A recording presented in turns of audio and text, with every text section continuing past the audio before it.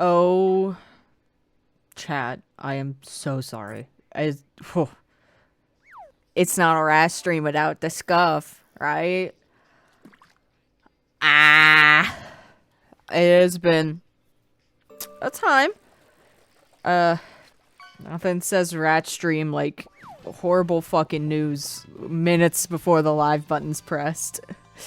Yes, I'm also a busy rat dad. Golden Chomper. Oh my god. She freaking. But I'm not gonna worry about the bad news. There's nothing I can do about it. At least not now. I hate living the worst timeline. That's what it feels like. We're not gonna dwell on it. I'm not. No. You can't make me. I'm here. I'm queer. I'm gonna give chat so many kisses. That's all that matters. Big blow. Ayo.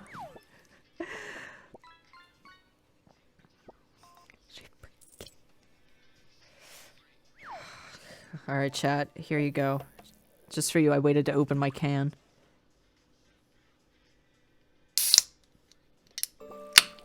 Beautiful. Here to stay no matter who tries. It says otherwise. I've been through some shit to even begin streaming, so oh yeah. I've been doxxed once. I've been almost doxxed like 3 other times. I don't give a fuck. Hi, Livey! I'm feeling like I'm 50 Cent in a candy shop. And I'm gonna lick my lollipop. Alright. I am sit here and yap up a fucking storm. Or I can start getting my shit together. Freaking. There's my wheel.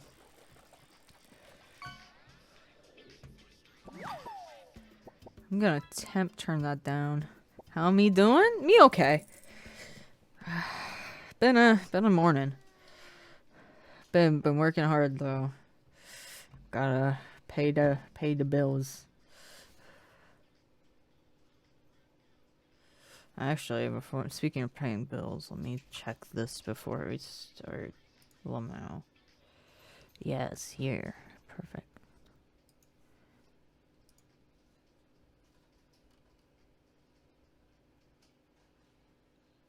What? Is that? Am I stupid? I don't know, chat. I'm what they call dumb as fuck. Oh, shit. Okay. Okay. Pawn in the game of life. Ugh. Alright. Let's... Wow! I'm not doing the fancy shit. Alright. There. This is the best you get. Because I also need the browser. We got some good on here. We got some really obscure. We got some classics. I got one recommended me last night that's apparently popular, and my brain had never heard of it before.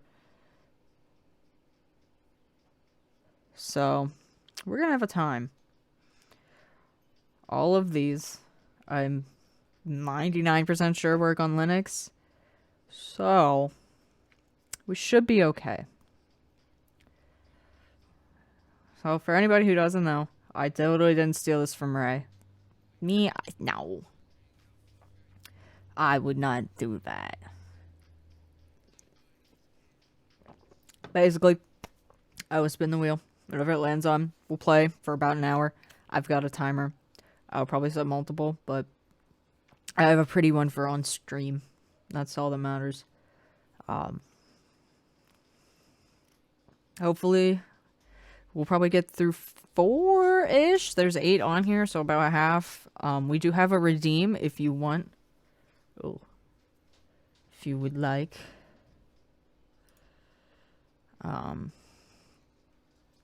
It is 50 points, so that just about anyone can do it, even if people are stopping in. So you can add a dating sim if you would like. Obviously, it has to be Twitch TOS approved. Please don't get me banned. Monster Prom, first one. We're gonna. No one look at the. See if we can run Monster Prom. Smile. Oh, platinums. We're pog. Like I said, we're only gonna play about an hour of each one, so I will make it that color.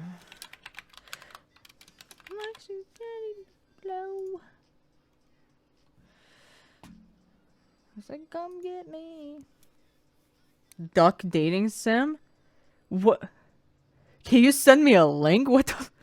There's a duck date. What? Hold on. I've realized I don't trust whatever I'm about ready to look up. Holy fuck. This isn't out yet. You lied to me. If it's the same one I'm looking at. Yeah, this isn't out yet. There's another. You changed. Okay.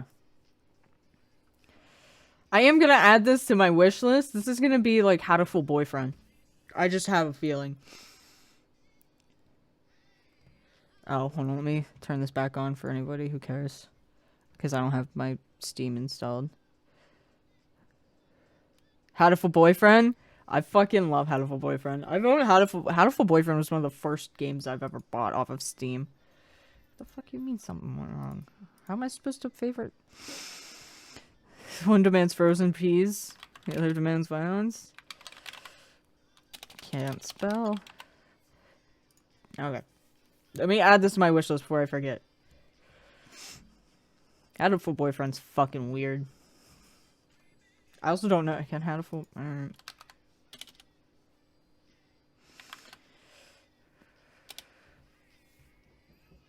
Welcome to my weird fucking.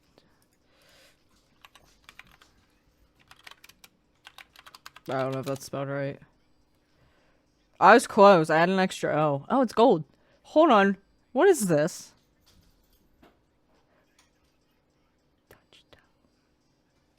What the fuck is... You know what? Yeah, sure. We'll add Hatchetko boyfriend. I love it here. Like double D's. When did they get a tank? I don't know. I haven't played Hatchetko boyfriend since like I think 2017. Alright, well now we have 10.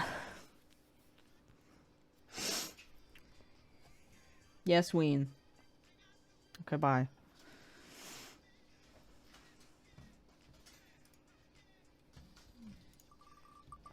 Where are we gonna get? Oh god. Oh! Right off the bat. The fucking weird one. Alright, KCasArts dating sim. I got recommended that forever ago. So, KCasArts is the pretty chef from Your Turn to Die. And I was like, I forget, I was talking to someone and they were like, oh yeah, like I wish, you know, I wish you'd had more time with him. And I'm like, oh yeah. And they're like, actually, someone made a dating sim, so.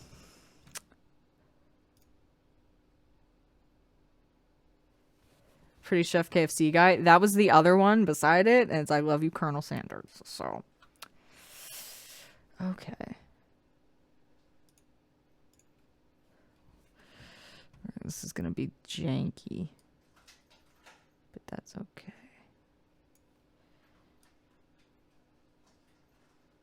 Okay.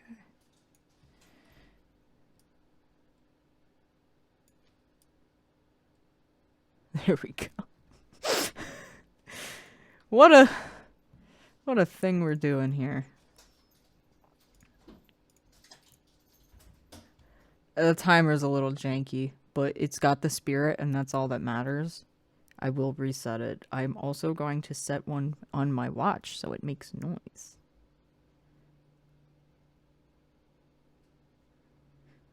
So, yeah. Are we ready? Let me double check this. Okay. Could put a timer on screen. That's what the bar is. Refresh. There we go.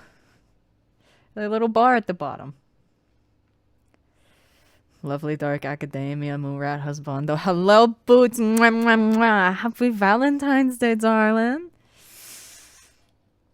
Alright. This might go really badly, but fuck it. It's morning. You just woke up. It's bright outside, so you must have slept in. Good morning, my love. Did you sleep well? Yeah. That's good to hear. Are you hungry? Made you some eggs Benedict for breakfast this morning. Oh, thank you. Kai hands you a plate. It's his signature dish, eggs Benedict. Eat. It's delicious. The rich, savory flavor fills your mouth with every bite. Kai's cooking truly is unrivaled. It's amazing. I'm glad you enjoyed it, love. Is there anything you'd like to do today? Ice cream or the park? Oh, dude. I want to go to the park. The park. The weather's perfect for a nice romantic stroll. Let's head to the park. Park, park, park, park. I don't think this game's gonna take an hour. You and Kai take a walk to the park. The weather is perfect, just like Kai had said. There's an ice cream shop on the way there. There are people with ice cream cones walking around. Rowena's losing her shit right now, so... Yes, you. Thank you for acknowledging.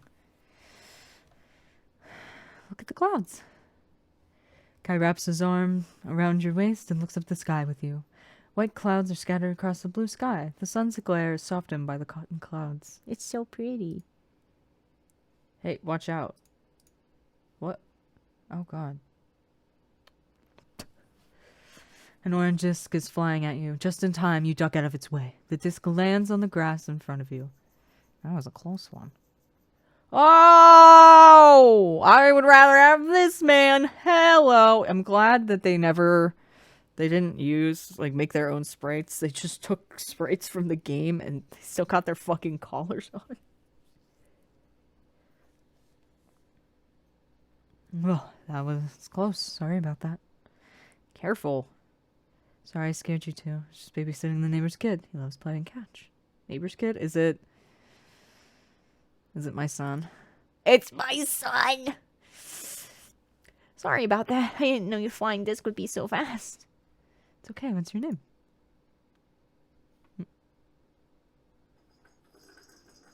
Oh, she's got a ball. Oh, God. Ween, please. I'm KG, and this little rascal's Jin. I see.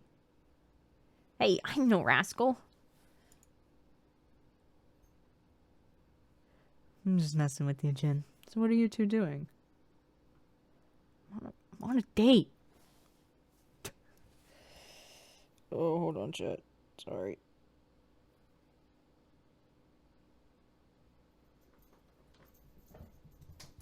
The work never ends. A date? Does that mean you're married? Well, yes, you could say that. I am a house husband, so I guess that would make them my spouse. Sorry, love. Appears you're embarrassed by my remark. Ah, young love. That's a sight to see. We'll leave you be. Besides, I've got some tag to play. Have fun. Tag, I'll be it. Run, KG, or I'll get you. Jin and KG run off. Kai smiles at you. You called me your spouse? I did. It was easier to explain, and it felt more natural to say. Did it make you uncomfortable, love? No. You're pretty. Oh, that's good. The sun is setting now. We should start walking back home. Okay. Merry Valentine's Day. All right. Happy Valentine's Day, darling. I hope you are well. You and Kai walk home hand in hand as the sun disappears behind the hills and houses. Kai escorts you through the door to your shared bedroom and grabs some blankets for you. Kai disappears into the kitchen and returns with a warm cup of chamomile tea. He sets it on the nightstand beside you. Chamomile. Thanks, Kai. Of course, my love. Let's get some rest now. We have more exciting days ahead. I love you, Kai. I love you too, my dear. Oh. Shit. Gamers, that was 5 minutes.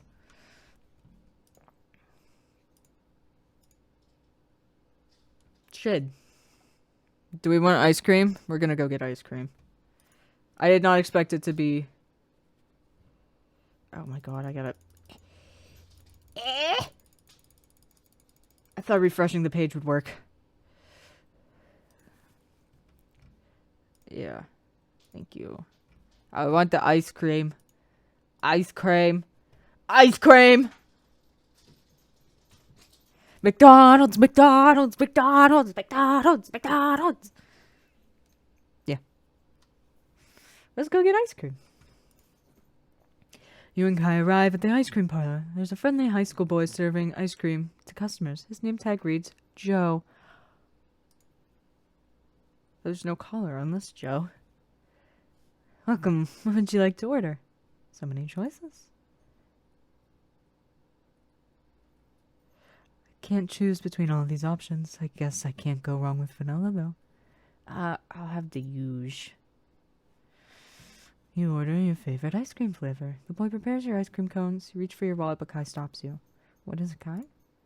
It's alright, I can pay for the ice cream. That's so sweet of you. Here you go, enjoy. Thanks, Joe. Kai puts some cash into the tip jar. We sit down at a table for two, lapping at our ice cream before it melts. It's sweet, and its refreshing flavor makes you grin from ear to ear. Thanks for the ice cream, Kai.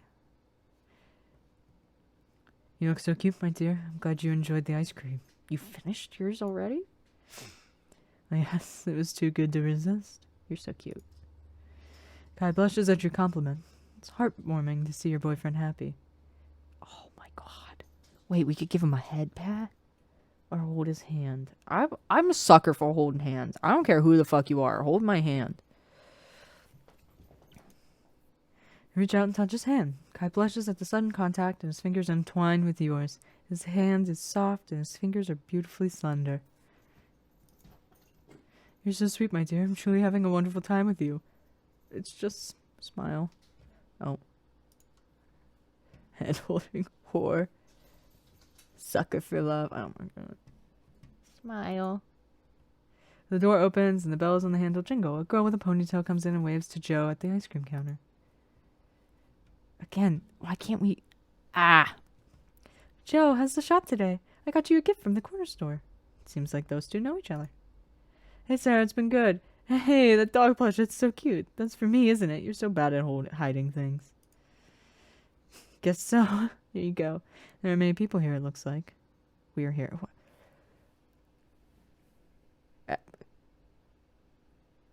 Shouldn't you be doing your fucking job? Hold on. Why are you here? Hi, 8-Ball. Boy. Great. Everyone's gonna steal my fucking husband again.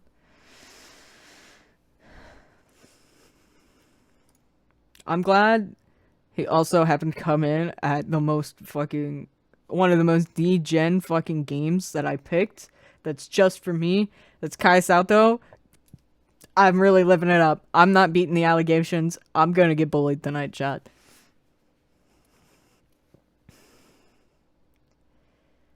Yep, nobody except these two who've been gazing at each other like newlyweds since they came in. He flashes a smile at you and Kai.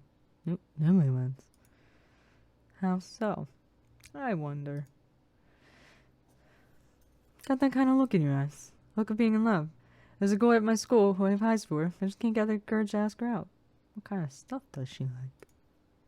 Oh, Ryoko, you're in luck, Joe. Just take her out to a nice restaurant. I know she'll love it. Hey, not so loud. Guess those two are the only ones here. What do you guys think? Yeah. I know Kai's not gonna agree. He's gonna be like, cook her a nice meal. Look at this man. This man couldn't fucking make toast if you asked him to. Motherfucker gonna burn the toaster. It's gonna be on fire. A restaurant? I'd love to take her to a fancy restaurant, but I don't have the money. I'm just working here as an ice cream guy. Oh, okay. What do you think, Kai? You can cook her a meal. Look, I can't cook. She'll be running to the hills. Exactly. With a simple recipe, you can sweep her off her feet. There's a charm in homemade cooking. One they can get from a restaurant. He pulls a small recipe book from his apron. Just have that on you. Yes, I carry this around in case anyone is in need of a last-minute recipe, such as Joe.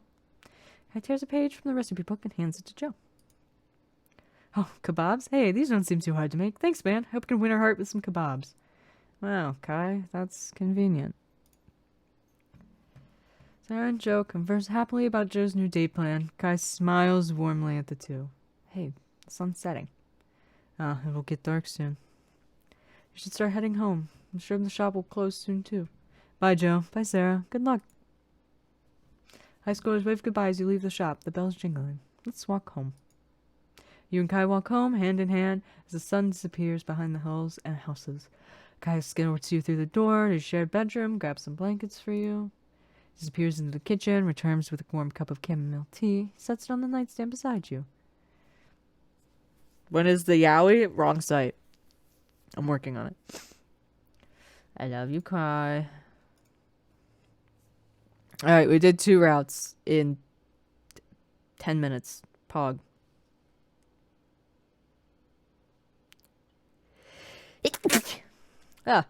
Sneezers. Hands aren't big enough for yaoi. Yeah, wrong man. Wrong man. Bless you, you. Alright, well. Thank you, chat. Let's spin the fucking wheel again.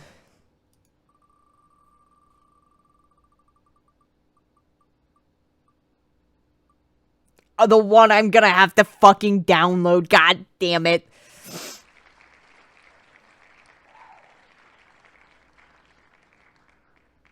Alright. Well. Hold on, chat. I'll put music and stuff on. I was like, oh, I don't have to download all of them, and that's the one one of the ones I didn't. God damn it. My Ubernet, my fiber.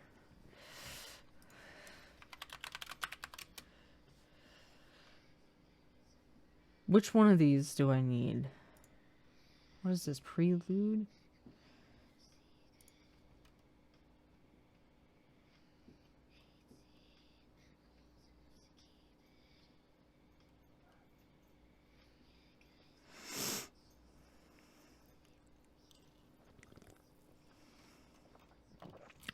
That says minimum requirement Windows 7. Okay. Oh, there you go. I think this is the one I need. I don't know which one I actually need.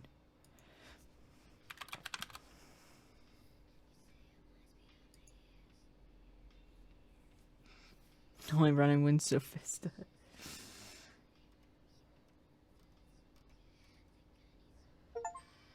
I finished downloading. I assume prelude, because that's pre. I'm gonna pre.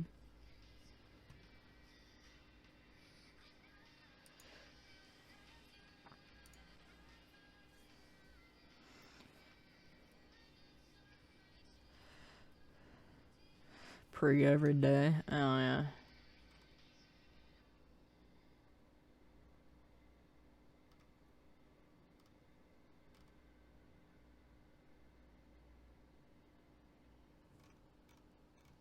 That's messy? No, it's fine. Sorry, hold on, chat. Proton stuff. I'm making sure I don't need to run it special.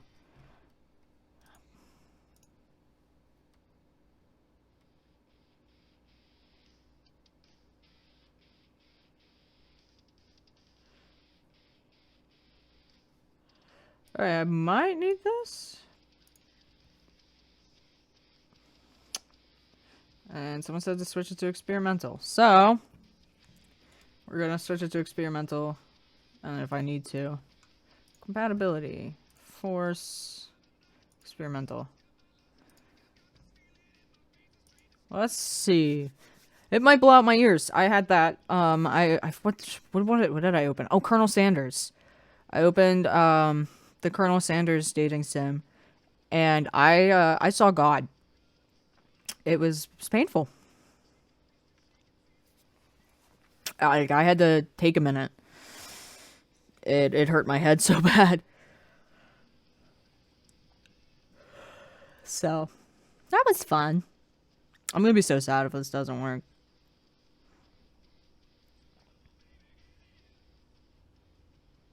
Fried and filmed with 11 herbs and spices, yeah. Broke out over Stimmied? Oh, I think anyone would have with how loud it was. Ugh.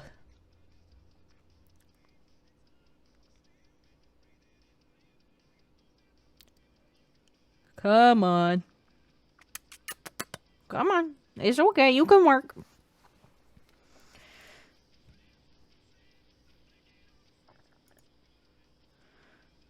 Streamer safe, but I would hope so. I have one in there where it's like, oh, just turn the music audio off. And it's like, oh, well, okay.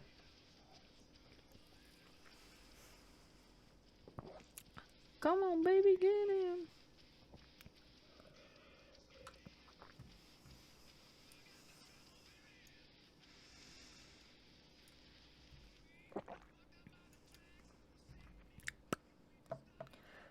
We might not play Soccer for Love. It's not launching at all. And I don't want to spend, 8 years tinkering with it. Oof. Well, it'll go into the back burner. A lot of these had been on back burners to begin with, but it's fine. We're moving on. Next, fuck it.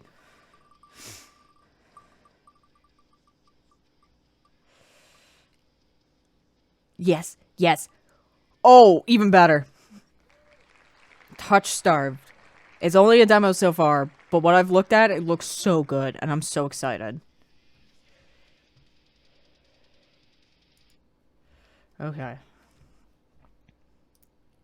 I know you guys are still going to be seeing that. This might blow out my eardrums a little bit, just a warning. It takes a second to load, so I can't switch over. I gotta wait. But it looks really good.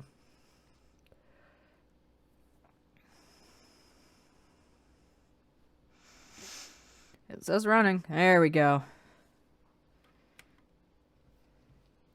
It's also a little broken, but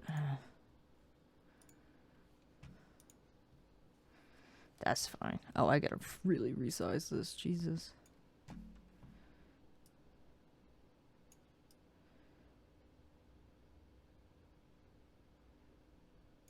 There we go. This isn't normal. There's nothing I can do about it, though.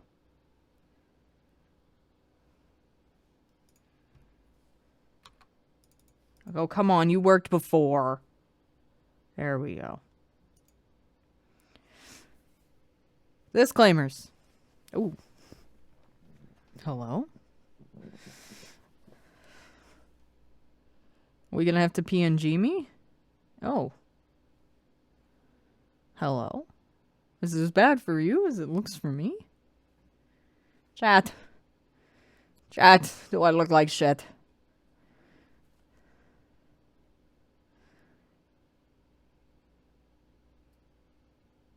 Oh no. Did I break it completely? Chat, are you still there?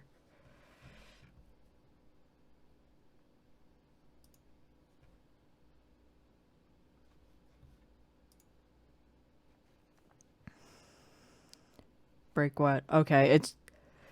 we're good. Never mind. It just... In my OBS, I look like shit. I run at like 8 frames, but it's fine. Disclaimer. I do have everything set to 0. This is a demo of TouchStar Prologue and not the finished product. Thank you.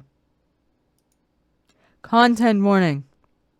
TouchStar is intended for an older audience. It contains more mature content that includes but is not limited to horror, graphic violence, strong language, alcohol and drug references, injury, and dismemberment. Player discretion advised. Viewer discretion advised. If you accept the content warning, please click to proceed. Here is your heads up. Click off if you don't want to see any of those. L. In TouchStarved, your choices matter. The decisions you make may result in unique dialogue, interactions, or even choices in red text which contain exclusive content. Try playing through the demo more than once and choosing different options. You might even uncover a secret ending. And remember, there are no wrong choices, only interesting ones. Choose wisely and save often. Click progress text and dialogue. Wheel up, rewind text. Wheel down, progress text. Spacebar, hi, you die. Okay. Now that we got all that. Oh, God. Sorry, I'm in other land.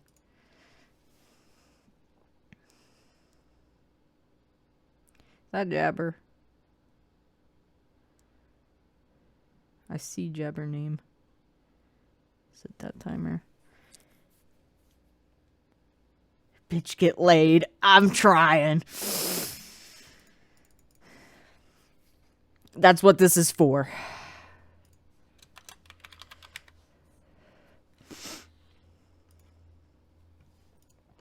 I'm a pretty boy. Is there, like, sound I'm missing? I guess there's no... Little guy, little duder. I am a little duder. Can't have music, so... Alright. This world began to unravel long before you were born. It began with fogfall. Spectral mist bled from the seams where reality roareth so thin it split. And from that fog emerged monsters and human beings with unnatural powers. Some possessed language and intellect, others were mindless beasts driven by little more than the desire to slaughter. As cities fell and unrest spread, humans united in their fear while monsters thrived in the chaos. And then there's you. You're not even sure if you're human. You were born cursed, with hands that alter the minds of anyone you touch. Choose your backstory. Oh, God. Oh, hold on, chat. Today's the day. I got my glasses in, so we're gonna see if I can plink properly. No. The glare's still too strong. It's L. The Unnamed. The Hound of the Alchemist.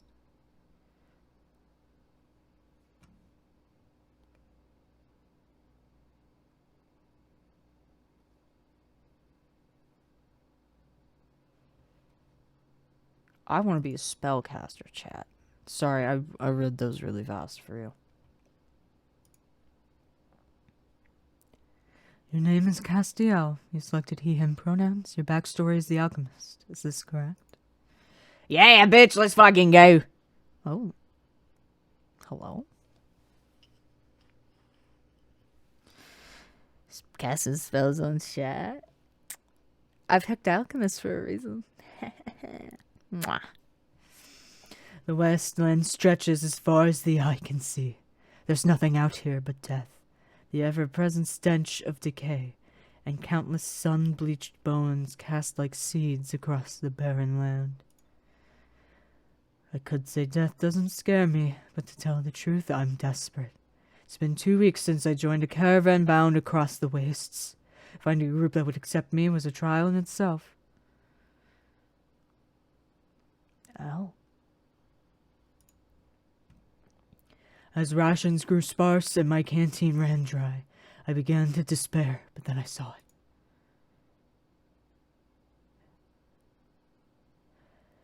Iridia, the city of knowledge, one of the last bastions of humanity left in the world, and home to famous academy called Cenobium. All of the world's knowledge gathered in one place. If it's anywhere I'll find a cure for my curse, it's there.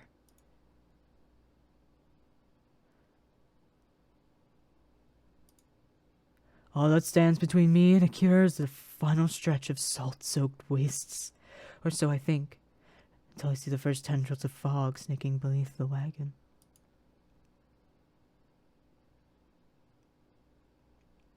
Is this fogfall?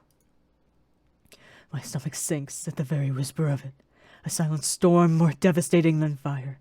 Dangerous in cities, but a death sentence beyond them. A thick blanket of fog engulfs us, smothering out the lantern's light. The wagon lurches to a stop. An eerie silence, heavy, as the mist falls over us. The only warning we get is a strangled scream. Stay back! No! The cry dissolves into wet gurgling. Holy fuck. Jesus shit. Oh! That was fucking scary noises. I wasn't thinking. It's been dead silent. Oh. I don't think my heart rate is doing too good, but it's probably fine, chat. The wagon finally pitches to the side. I hit the ground hard, the air punched from my lungs.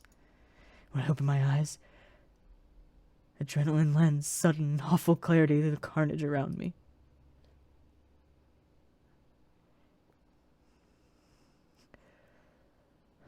Moo! Moo! A trader I once shared bread with lies face down in the mud, their back reduced to long strings of torn muscle, gleaming gristle, and exposed bone. Bodies litter the wasteland. Hello? I try to rise, but my ankle explodes with pain so blinding. Weight blooms across my vision. Only when my eyes adjust do I see a dark shape in front of me. Hello? A soulless stoops over the twisted form of a caravaner. I freeze, but it swivels its head. A dozen bulging eyes twitch in my direction and blink as one. The soulless lets out an ear-splitting shriek and runs at me. Oh shit, oh shit, oh shit. But right before it reaches me, the beast barrels past, vanishing into the mist. Distantly, a horse screams in the dark. I need to move now. Oh, here we fucking go. Can I save to begin with? Save slot 3. I'm not a pussy. I am a pussy. Cover's not gonna help. Run for the city. I take off, running deeper into the haze. The fog is so thick that I fear I'm headed in the wrong direction until I see a dim pinprick of light emanating from the shadow of a spire. It's faint, but it's enough. I came too far to die here. Rapid footsteps echo around me. I turn in circles, frantically searching for the opaque mist for a source, but the fog ball twists and stretches down. Suddenly, the caravan's driver bursts forth from the fog. Our eyes meet too late. He slams into me, knocking me to the ground. Slips in a patch of mud. The soul falls on him as soon as he slows. It catches the driver by his throat. It rakes his stomach with razor-sharp claws. It comes apart like wet paper, spilling intestines, viscera in a steaming tide. Fighting the urge to heave, I claw frantically through the slippery muck for a handhold. Shit. My hand catches on the jagged edge of a rib, jutting up from the water. Bandages unfurl around the gouge, turn deep into my palm. The pain's quickly forgotten when a hand closes around my wrist. Oh! I was ready for the fucking thing to eat me. Can you stand? One of the travelers from the caravan leans over me. We need to run. They reach for my hand, and I realize too late, but my bandages have gone undone. No, don't touch me. The sensation of their thumb brushing the back of my hand sends a shiver down my spine. All it takes is one touch. In the space of a breath, my curse takes hold. Their lips peel back into a deranged grin.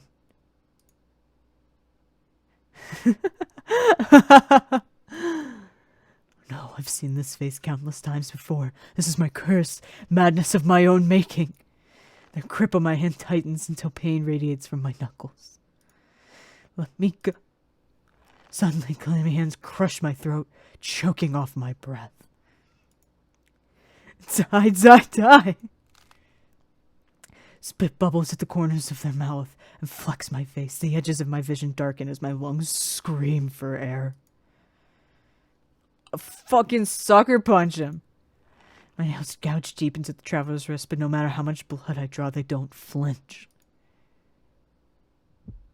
The more I struggle, the tighter that grip grows. My pulse hammers in my ears, slowing with each thudding beat. This can't be happening. I'm going to die. Not because of the fogfall or the soulless, but because of my own curse. Tears sting my eyes. No, not here. Not like this. The hands drop from my neck, leaving me wheezing for air. My lungs burn with each ragged cough. My vision clears and the traveler's face takes shape, hovering inches from mine, lips still split in the macabre smile, even as blood seeps between their teeth. They give one last shuddering breath, then slump over, the claws hooked through their stomach.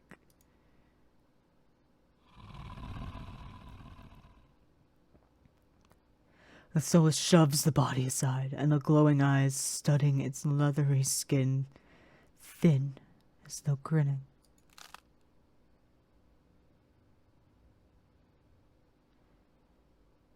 There's a flash of claws, red spills across my vision. I thought there'd be pain, but as I sink into the murky water, all I can feel is the grit of silt filling my mouth and the icy embrace of shallow water. Distantly, I noticed an arm resting among the outcrop of reeds, mine neatly severed at the elbow. I should have taken both arms. Without them, maybe I could have survived. Maybe I could have had a home. Instead, I'll die cold, alone, and face down in a desolate wasteland. A fitting end for a monstrosity like me. Oh, fuck. God damn it.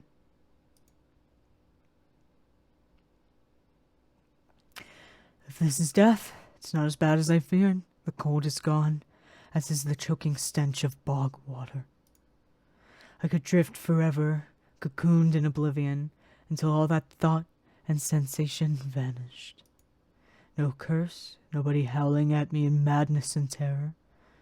Nothing at all. Thought has a terrible appeal to it. But the next moment, I take a reflexive breath. Air pours into my lungs, then out again in a ragged gasp. Feeling comes flooding back. Warm cloth on my bare skin, a firm surface underneath me, a strange tang of sulfur in the air. Do not be afraid. If a fucking biblically accurate angel shows up, I'm screaming.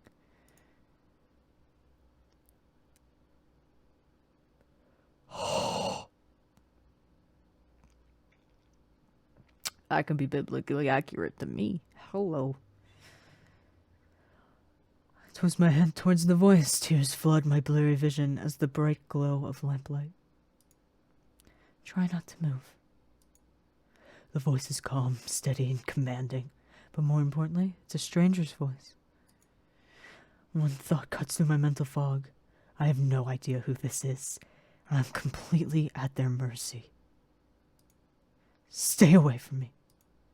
My words come out in a little more than a creaky whisper. I clamp my mouth shut, hating how weak and helpless I sound. No. No? Who the hell is this? Sit up. You'd save. Sit up. I manage to push myself up on one elbow, but my head swims. My surroundings give an alarming lurch. Stubborn patient. I don't have the strength to dignify that with a response. Instead, I pull the sheet up higher, wipe my eyes until my vision clears.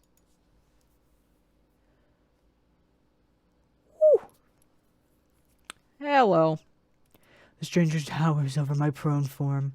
Warm light reflects off his pristine medical coat.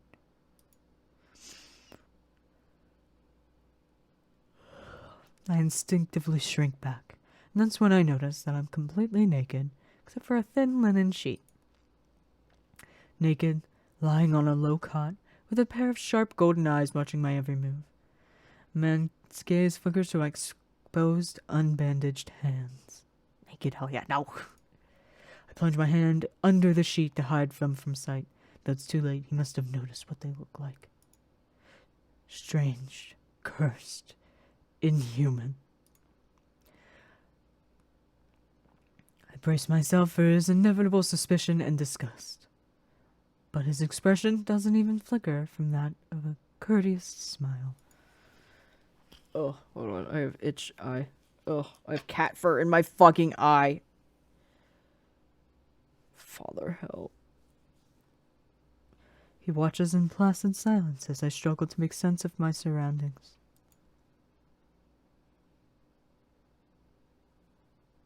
Where am I? Who are you? Be calm. You're safe here.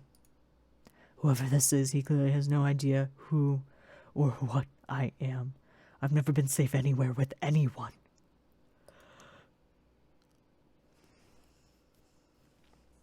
Even my own mentor, my teacher, thought I was nothing but a convenient specimen to be used and discarded. I scowl, pulling the sheet protectively around myself. Where are my clothes?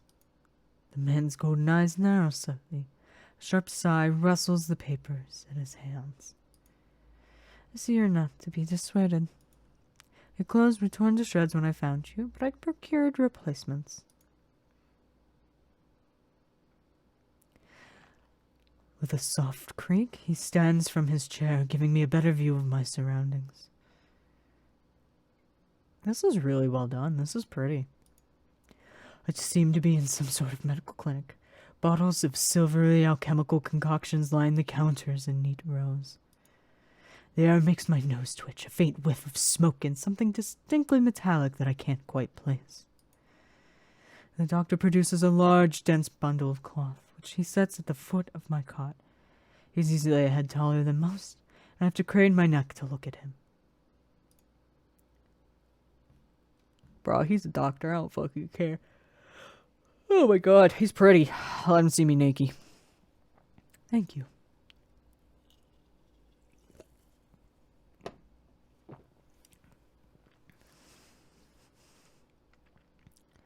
I should be light if I can, especially since I don't know who this is, what he can do, or what he wants with me. Thank you. You are welcome. I will leave you to get dressed. With a curt nod, he leaves through a narrow door. Hear a soft click as the lock turns behind him. I count to 3 in the sudden silence. If I don't hear any more footsteps, I reach for the bundle of clothes. An itch on my elbow stops me short. I reach down absently to rub at it, then freeze when my fingers meet a neat line of stitches. I know what I saw. The beast took my arm clean off. And yet my arm shows no sign of injury apart from the black stitches poking through my skin. I gingerly flexed my fingers, feeling my heart race at the sensation. This is impossible. I should be dead, or at the very least gasping out my last breaths. I squeeze my eyes shut, waiting for the pleasant dream to unravel, to wake up bleeding out in the swamp. But nothing happens. The seconds tick by, and my arm remains resolutely healed, my surroundings pristine and quiet. In numb disbelief, I reach for the replacement clothes and begin stiffly putting them on. They're thicker and warmer than mine were, with a black woolen cloak to go with them, but there's one thing still missing, my bandages. The golden-eyed man didn't leave me with any, even though I know he saw my hands. Slide off the bed and take a few unsteady steps towards one of the drawers. If this is indeed a doctor's clinic, there must be bandages somewhere. I start opening drawers at random, and of course that's when the door swings open once more. Are you looking for something? I roll around, clutching a thick roll of clean bandages. I try to step back from him, but my legs bump up against the edge of the cot. Your caution is understandable, though if I meant you any harm, you would know. It doesn't make me feel better in the slightest, but he makes no move toward me, so I quickly wind the bandages around my hands. The glowing scars and molted skin disappear under a layer of clean white cotton. May I ask why you need additional bandages? I clenched my jaw. I knew it would only be a matter of time before he asked about my hands. The way he does is strangely roundabout. No, says they're vigilant, but fucks like a champ. I can only hope.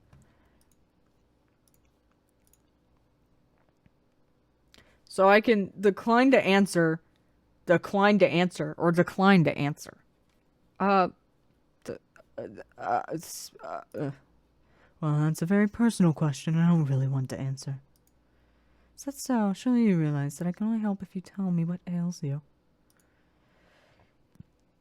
An involuntary snort of laughter escapes me. Where would I even begin? What would he even believe if I told him? No, best to keep my curse to myself for now, and learn more about him first. Who are you? You may call me Curus. I'll call you Daddy, too. And where exactly am I? Aridia, which I assume was your caravan's destination. I could think of nowhere else for a group of travelers to go. Aridia, so I made it to the City of Knowledge after all. I should feel relieved, but all I can manage is a vague sense of increasing unease. How did I end up here? I brought you to my clinic, of course. You were the only survivor from the caravan, barely clinging to life. You needed immediate treatment. Which you provided? Yes. Have fun, enjoy rest of the stream. Thank you, Raj. I hope you have a good day. He says it so simply, as if I'm a small child and is explaining basic addition to me. I frown and flex the fingers of my recently healed arm. Aside from being a bit stiff, it feels fine. Thoroughly attached to me. You're saying that you stitched my arm back on. Pardon? A soul has attacked the caravan. It ripped everyone to shreds. It tore my arm clean off. When I woke up here, I spent my entire life learning from a Cenobium mage, and I know of no alchemy or magic that could reattach a severed limb. Even if he somehow could heal me by magic, I should detect traces of it, but I sense nothing out of the ordinary at all. The doctor, Curus, pinches the bridge of his nose. He sits back down in his chair, quiet for a long time.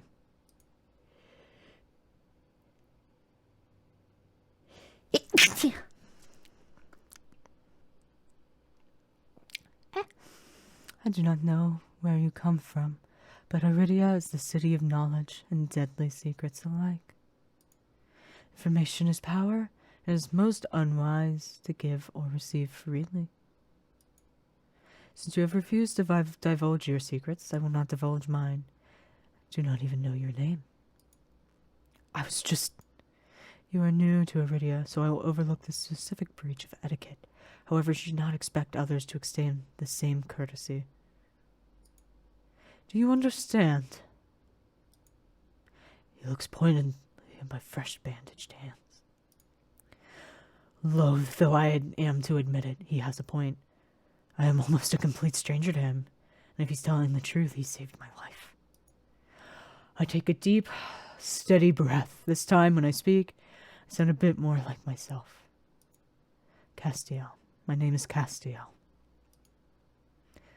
It was a pleasure to meet you, Castiel.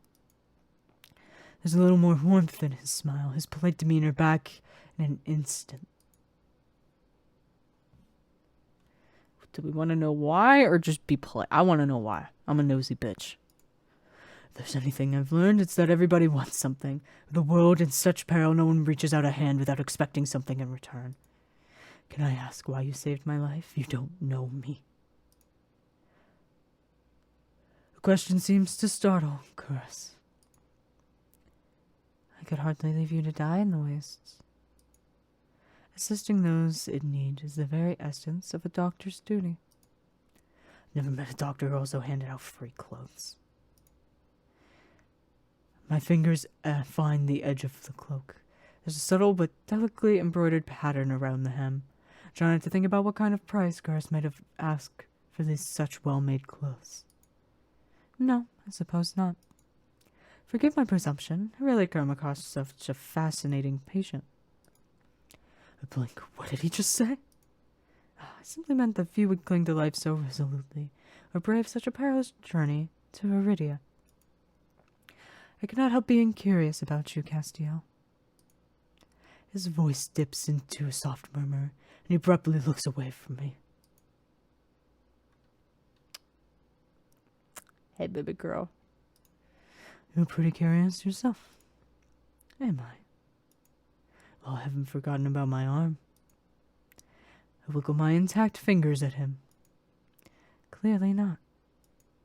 But you haven't asked me for any payment either. I require none from you. Travelers do not have an abundance of coin. It would be unethical to leave you destitute in a strange place. I fall silent, unsure what to say to that.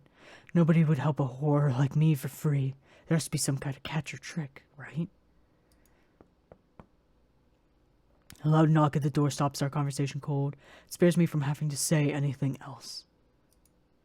Duty calls? Fortunately, you're not my only patient today. The knocking grows more insistent. Garth lets out a tired sigh. Please wait your turn.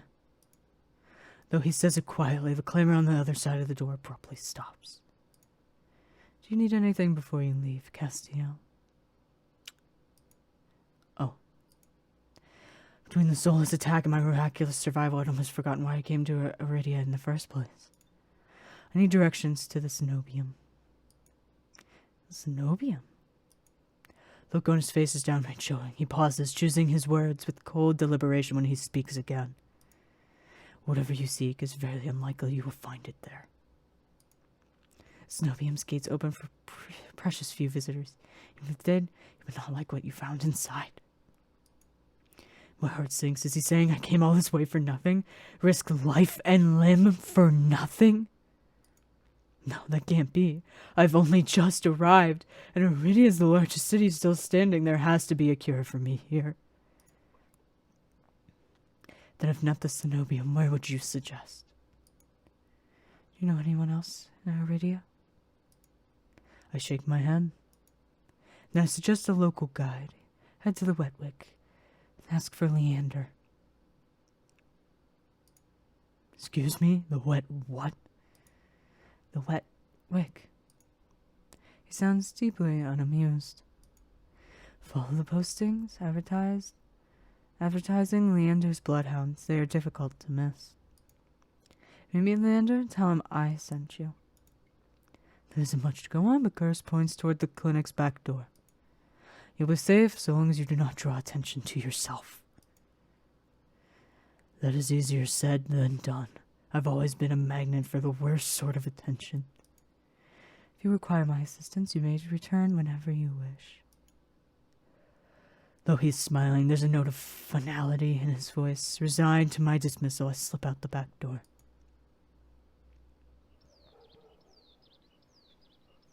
Oh, hold on, bitch.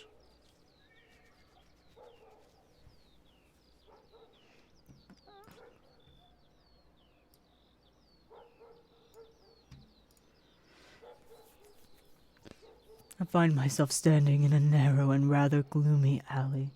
I pull the new cloak up over my nose, stepping over the contents of chamber pots that have been emptied into the street. I'm gonna save again. Something weighs heavily inside one of the cloak's pockets, my coin purse. Everything is still inside, every last coin that I'd scraped together for the journey to Iridia. It doesn't even look like it was opened. There were so few coins to begin with, they probably weren't worth stealing. Glanced back at the clinic's closed door. Garth didn't take any payment. He didn't even ask for a future favor. But he also said that in Iridia, secrets are power. Does he expect me to give up mine at some point? That's not exactly a comforting thought. Still, no matter why he did it, Curse gave me a second chance and a lead on where I might find help. I'd better get going before he changes his mind. I squeeze out of the alley into the crowded main street. The line outside Curse Clinic stretches down the road already. Too thin, peddlers queue alongside weathered elders. If any place is in desperate need of a free clinic, it's this one. The cobblestones are treacherously rough under my feet, deep grooves worn between them by regular flooding and decades of hard use. I knew Iridia was a river city, but I didn't expect it to look so eroded. The buildings are tired and dilapidated, all crammed together into narrow streets. A child darts by, clutching something greasy wrapped in paper. The smell of fried food drifts over to me. My stomach gives a faint gurgle. It's morning's catch, fried up hot and fresh. Not too many eyeballs today.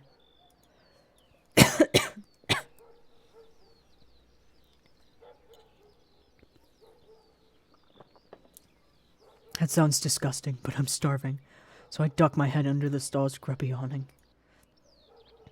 A large fish leers up at me, its two bulging eyes still visible through the thick layer of crispy batter. The vendor gives me a gap-toothed grin. What's the cheapest thing you've got? The vendor points at a metal basket of what looks like long strips of savory fried dough. Fresh long lads. 3 copper apiece. Don't burn your mouth. I take the coins out, counting them gingerly. At this rate, I might not even be able to afford dinner. Reluctantly, I drop the payment on the counter and take my meal.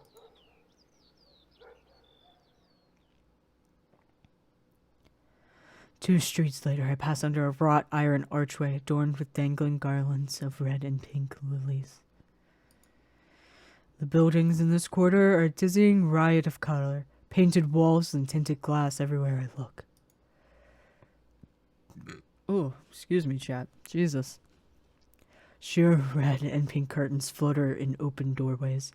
Musical voices call out invitingly. Incense mingles with the pungent scent of flowers, barely covering the salt and musk of warm bodies. This must be Iridia's entertainment district. I'm polishing off my food and dusting the crumbs from my hands when I spot a poster.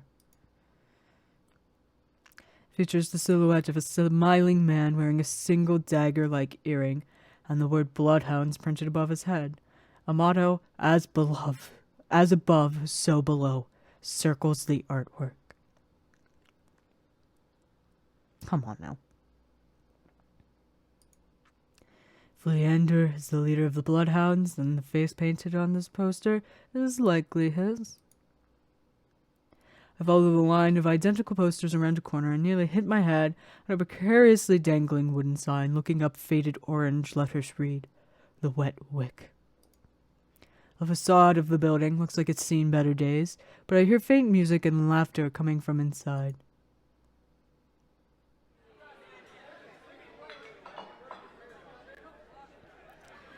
The inside of the bar is a far cry from the abandoned exterior. It's not even midday yet. Most of the tables and booths are occupied by a loose assembly of people in matching green cloaks.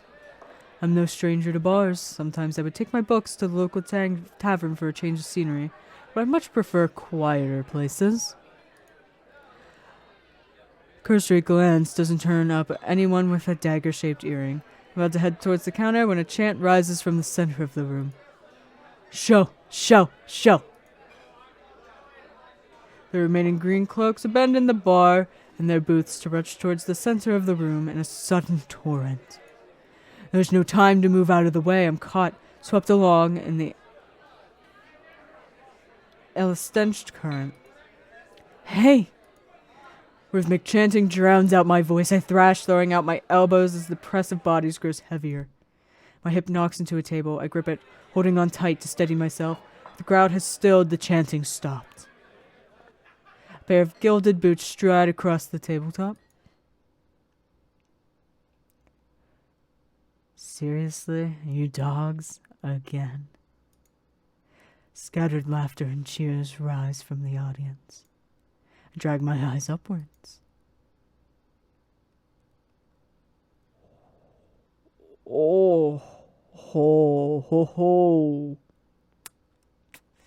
A well-dressed man stands on the table in front of me, his broad shoulders framed by the thick lapels of a trench coat.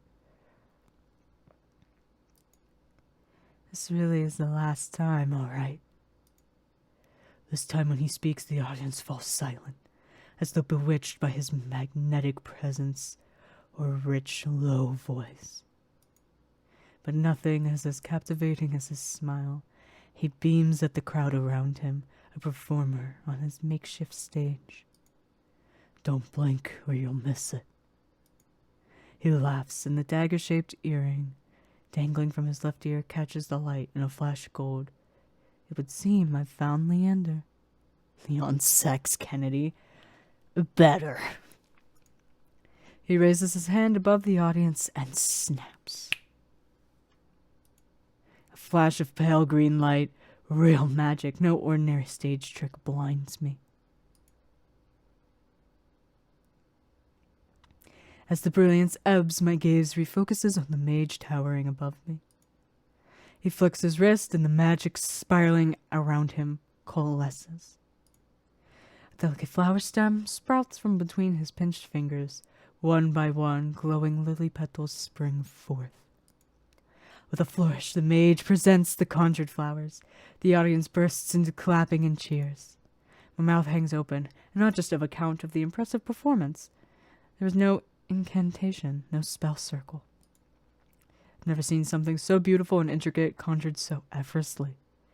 Leander must be an incredibly gifted mage. No wonder Karis recommended him. Leander picks the iridescent bouquet out of the air and turns in a slow circle, giving his audience a good look.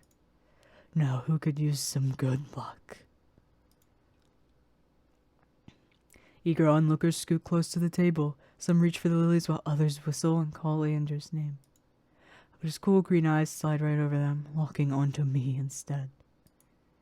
How about you? My chest tightens. Every person gathered turns to stare at me. I feel like this is gonna go bad. But I'm horny. So I reach out, all too aware of the way my fingertips tremble as I carefully take the flowers from him. There's no weight to them, only a faint warmth that radiates from the stems. As soon as the flower leaves Leander's hand, their light dims. They fade away in a shower of opalescent light. To my surprise, Leander laughs under his breath. That's the problem with flowers. They don't last long, but they leave an impression, right? He grins at me, and I find myself smiling back.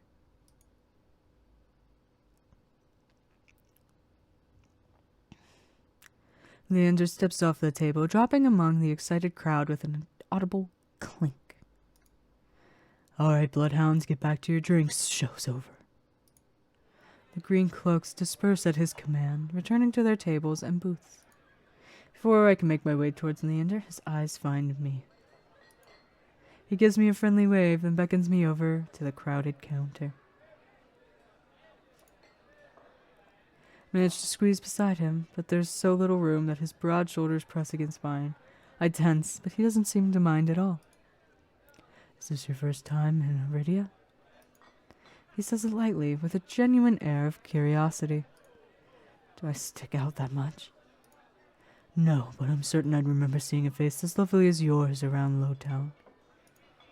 My eyes flicker to the polished countertop. I'm not used to flattery, and being this close makes eye contact difficult. As if on cue, the bartender approaches us. What can I get you? Surprise me and add anything my friend wants to my tab. I wasn't expecting the generosity, but I have to admit, I do feel a little thirsty after all that fried dough. I'll have what he's having. While the bartender leaves to fix our drinks, Leander leans his elbows on the counter, close enough to notice the purple shadows under his low lids. Motherfucker don't sleep. Mood. His eyes wander over to me in return, but when they lock, my bandaged hands, sour taste rises in my throat. Here comes the questions. So, what brings you to the wick? Curse sent me. He pushes his hair back from his forehead, but it immediately falls right back into place. So, it's about work. The bartender returns with a pair of glasses filled with I can only assume is beer. Raise my glass to give it an experimental sniff.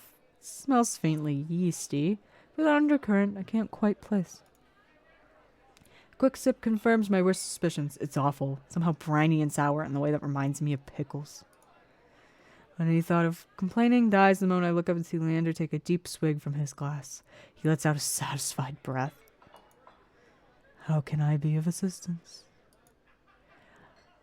I need to get to Cenobium.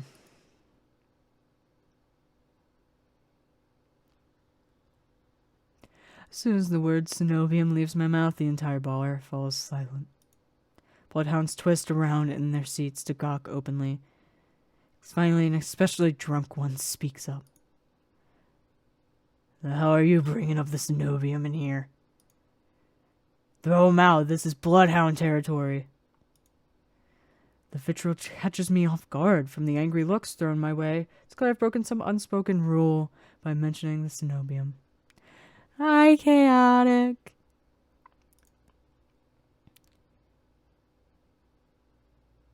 When I glance at Leander, he's drinking, as though he hasn't noticed the uproar. Only when he catches me looking does he lower his glass.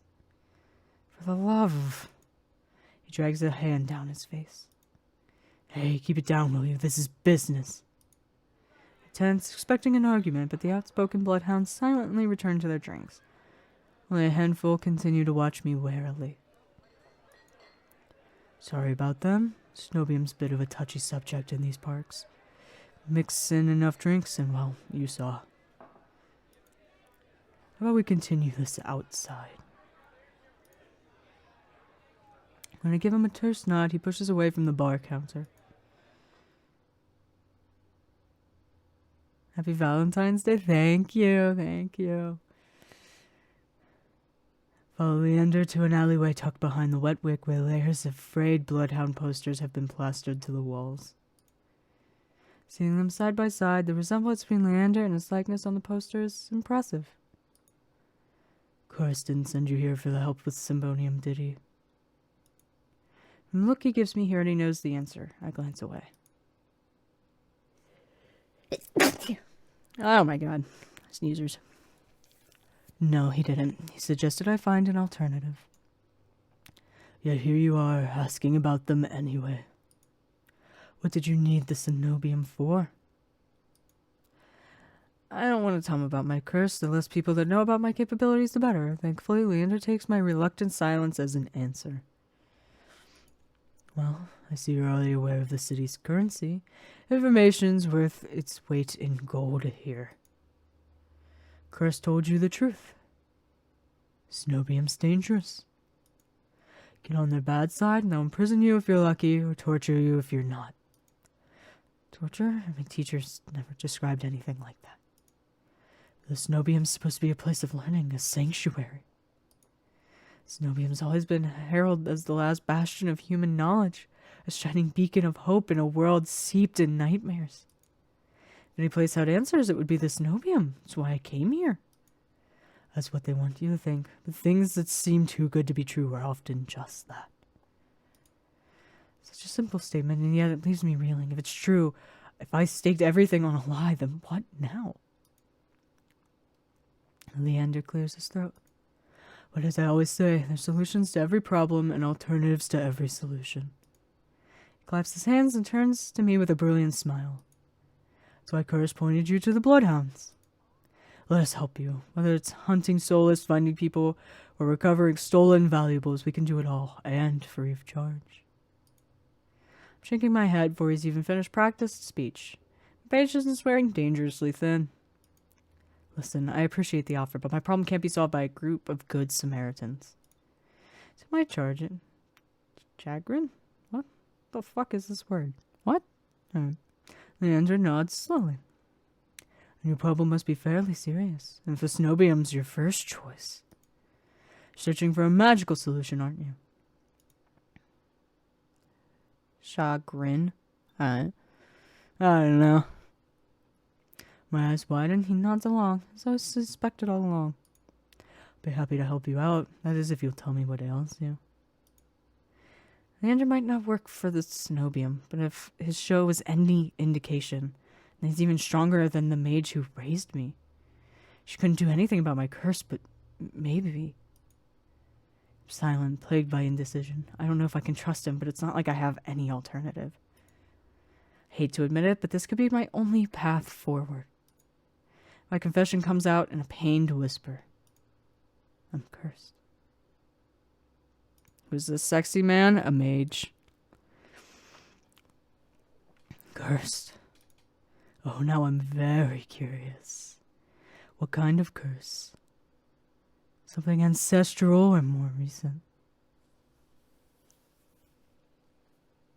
Also the dating sim guy. That's me. I'm the dating sim guy. He looks me up and down, taking in my face, my eyes, and finally, my hands. It's your hands, isn't it? Wait until I'm certain my voice remains steady before answering. My touch is dangerous. It changes people, hurts them. Before I've even finished, Leander begins taking his glove off. He tugs his left hand free and flexes his fingers. Let's see it. He offers me his hand, and a prismatic flash of magic ripples across his palm. An enchantment for protection, but I'm already shrinking backwards. Hand holding? I know, I'm excited. I can't.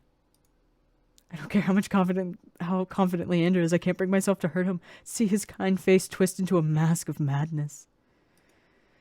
Believe me, this isn't an ordinary curse. I'll be fine. Perhaps where you came from, your affliction was strange and one of a kind. But spend a year in this city and you'll see 1,000 curses and thrice as many curses. And with thrice as many cures. Do you really think Curse would send you here if I couldn't handle it? How should I know? I only met him today. Next will be showing an ankle. I hope he shows me them titties. I'll be for real. I'm as good as any mage in the Cenobium. Better, even. If they can help, so can I. You don't know what you're asking me. I'm asking you to trust me. I look from Leander's outstretched hand to his confident smile. And with a short breath, I begin unwinding the bandages from my hand. Fine, but if you lose control, don't say I didn't warn you. You can tie me up first, it will make you feel better. Yes. With each joint I expose, I grow more and more certain that this is a terrible idea. Ready when you are. If he's bothered by the way my hands look, he doesn't show it. My fingers hover shakily over his palm. Ayo, I know. 3, 2, 1. This feels like a save spot. Touch. I tap his palm once, as quickly as possible. It's barely more than a brush, but that's all it ever takes. When I look at his face, expecting to see the worst, Leander only grins. See. Can't be. This time when I reach out, let's touch Leander's palm again. He catches my wrist before I can pull away. Hey, he's already blushing, dude. We barely touched hands. I fucking love hand holding. Told you there's nothing, really nothing to worry about. It trails off and my thumb brushes the soft skin of his inner wrist. I searched Leander's face for traces of madness, but his eyes remained a clear, soft green. Color rises in his cheeks, but he remains still except for the subtle bobbing of his throat. Neither one of us speak as I trace the contours of Leander's palm, lost in awareness I wasn't prepared for. I've been with other people, kissed them, been embraced by them, and more, but not like this.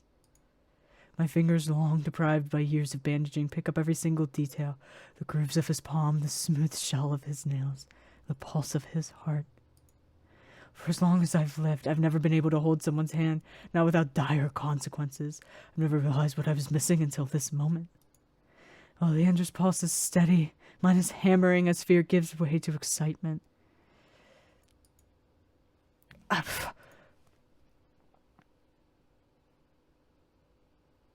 Touchstar's a fucking great name for this game. I'm loving it.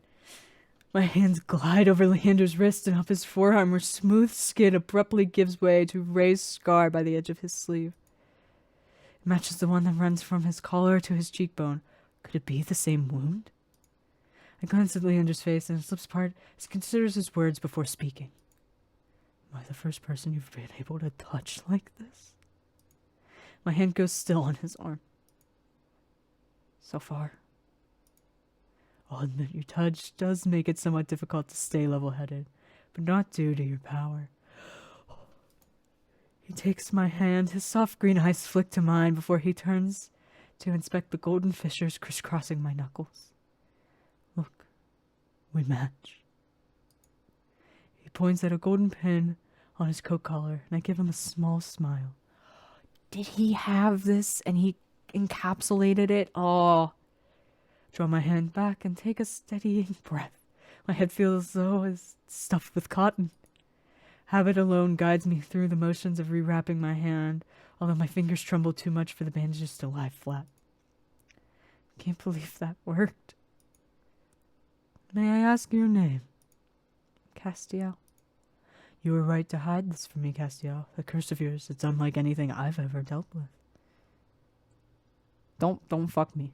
I mean, don't fuck me over. I tell you're discreet, but you best not go showing that off to anyone else. I didn't plan on it. Are you staying in Lowtown? Pause, remembered with something I hadn't yet considered. I don't know. Doesn't work. But I don't make me regret it.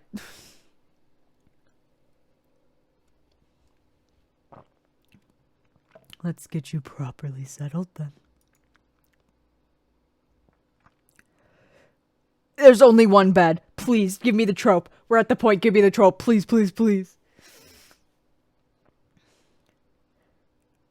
Wetwick is noticeably quieter. Without their leader, most of the bloodhounds have dispersed, or in few cases, fallen asleep beside their drinks. Got any rooms left, or did my lot grab them all to sleep it off? The bartender, who I now realize doubles as an innkeeper, slides a key onto the counter.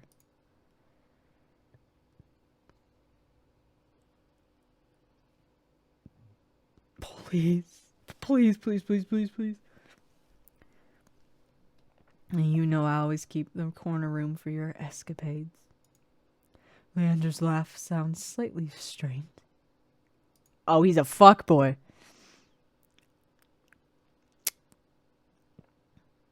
He's a fuckboy.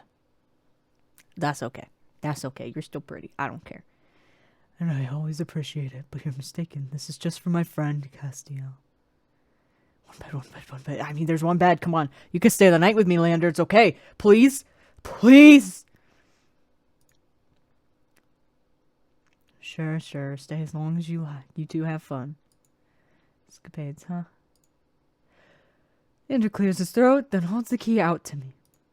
But I hesitate. My corn purse barely holds enough for a day's worth of meals, let alone a room. How much do I owe you? Nothing. Bloodhound rates. My treat, since you shared your secret. Food, drink, a warm bed, anything you need. Carefully, I take the key from him. It's small, but weighs heavy in my palm. I never expected to have a warm bed in Iridia, let alone free meals. Thank you. Go explore, Castiel. You'll find many roads in Iridia, each leading to different answers. But if you need a reprieve from what haunts you, come find me. Just be careful. I nod, taking one last look at the gleaming bronze key before tucking it into the pocket of my cloak for safekeeping. Leander gives me one last friendly wave before I depart.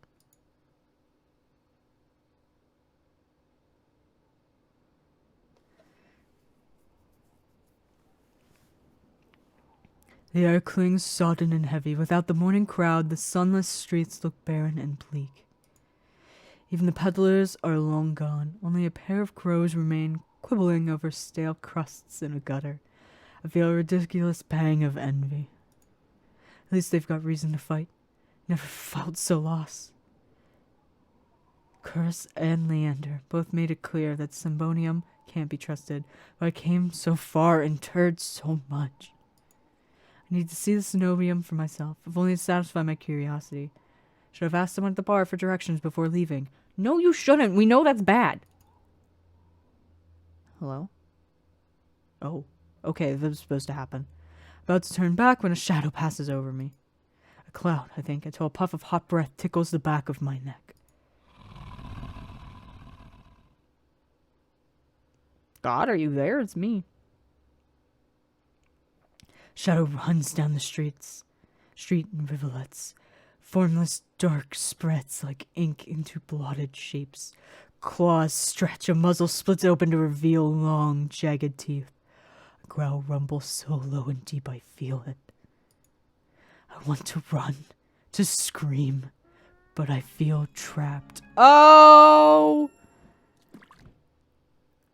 Dresden with 2 subs. Oh my god, thank you. Giving them to people I know in real life. That's so funny. That is so funny. I want to run, to scream, but I feel trapped, as though the slightest movement or a single breath will snap the jaws around me shut. No, I won't let it end like this. If I'm going to die, I want to see what got me first. I steel myself, then turn.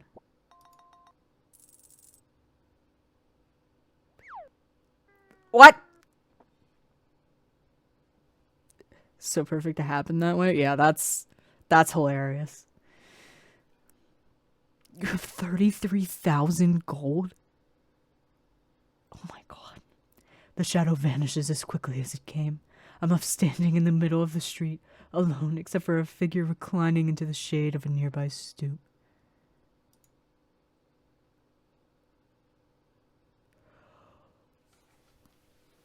Oh my god! I like the voice crack. Chat, I've been having them while I sing. Oh, there's the call. Oh my... Forgive me, God. A monster that much is clear from a glance. One that could nearly be mistaken for a human if it were not for the tuft ears, the tail curled around his ankle. Or the dusk pink eyes with pupils that sharpen like needles when they fall on me. Our eyes meet, the monster uncrosses his long legs. His hair gleams a shade of red that reminds me unsettlingly of blood, where it curls around his collared throat. Jumpy, aren't you?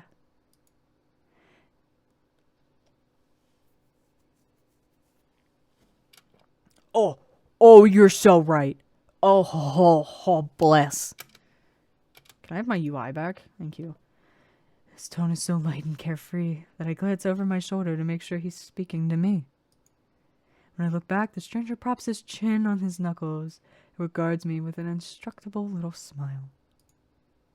Did you see that shadow just now? It was massive, moved like a beast. Even as I speak, I'm aware of how ridiculous I must sound, but the stranger's smile doesn't falter. The only beast I've seen are the Wick's ruling regulars. Though this did catch my eye. Oh, he fucking took my key.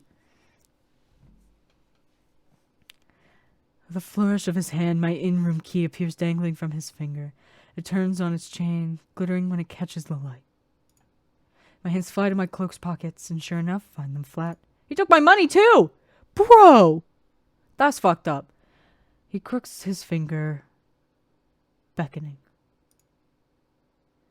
I've already taken 2 steps forward before some stifled instinct stops me. Something feels wrong. I'm still on the edge, thumbing with so much adrenaline that the stranger's shadow flickers at the edges of my vision. I always attract the worst kind of attention, but I can't get rattled now. How'd you even find it? The key, I mean. What can I say? I'm a sucker for shiny things. His smile's wide enough to reveal pointed canines. Saw you drop it. You really should be more careful. City like this, somebody might take advantage. A bald-faced lie said without a hint of irony. I didn't drop my key, and I didn't sense any magic either. He must have stolen it somehow.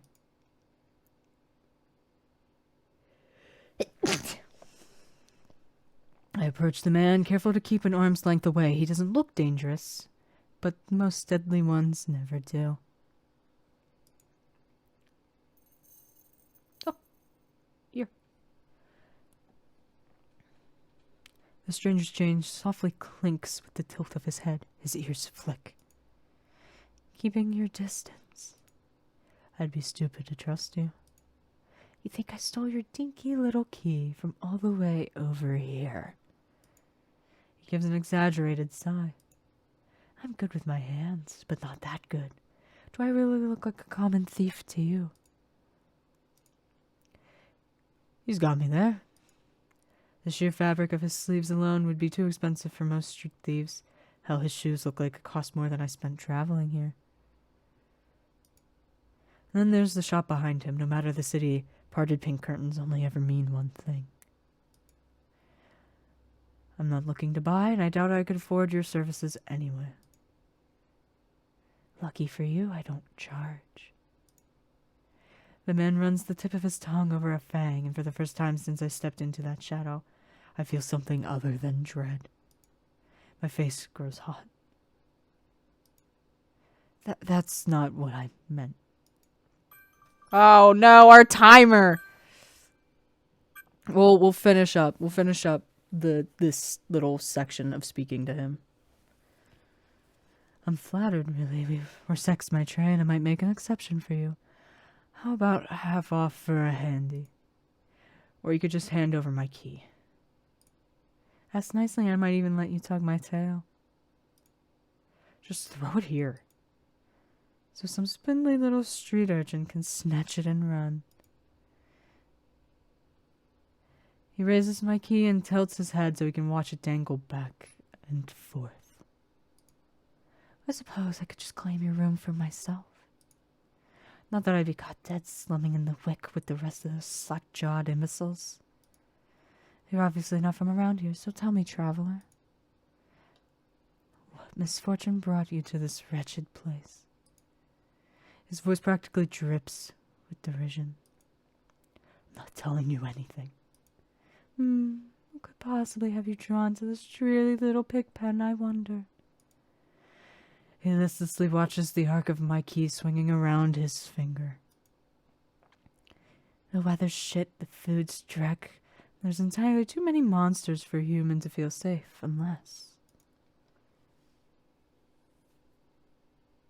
Dagger-sharp eyes flick towards me. They gleam with amusement. Unless you're just dying to consort with monsters. By now, my embarrassment has worn away, leaving simmering impatience in its place. If this is a shakedown, it's the most frustrating one I've ever heard of. We're gonna save here. L chat, sorry. We're not fucking him today. Disappointing, I know. I'm going to run to the restroom real quick. Let me make sure we get our... There we go. I know, how dare I. Our wheel back.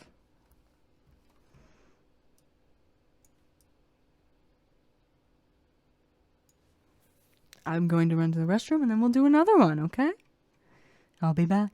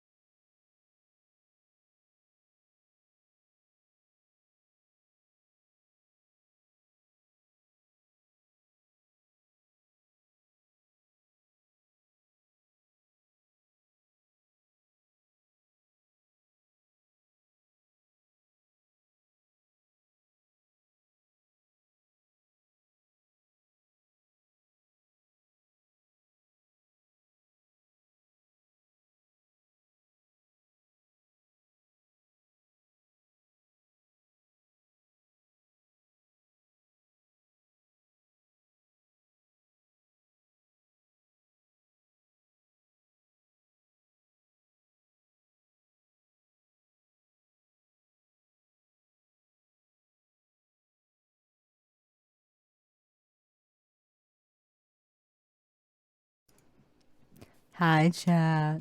I'm back. Alright. Let's go.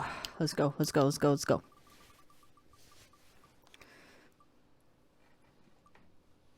Monster Prom. I have to also install this one. Oops. L chat. Music coming back. Music's coming back.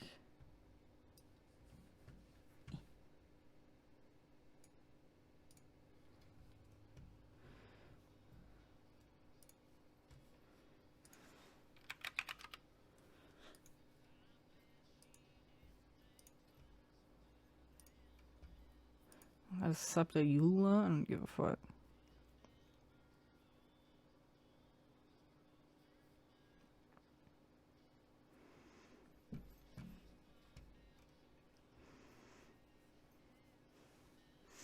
Let's get that fucking bread.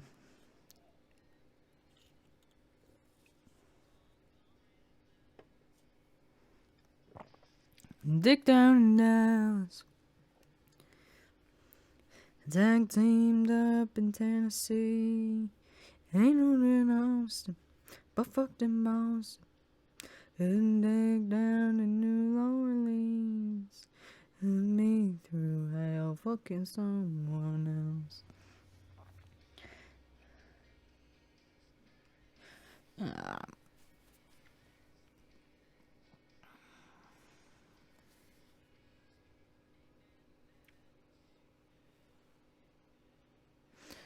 It takes a little bit longer, chat. It's more than like 500 megabytes or whatever.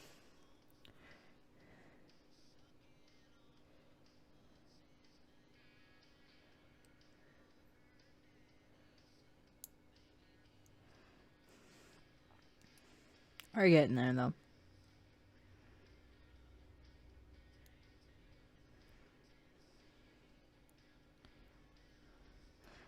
Fucked in Boston.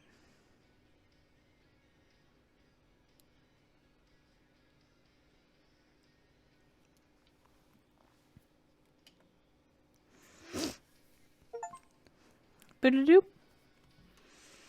Alright. Let's hope this is one and done. It just runs. Because it's not one I checked, so. Woo! Let's hope for the best. Because I'm not very bright. So.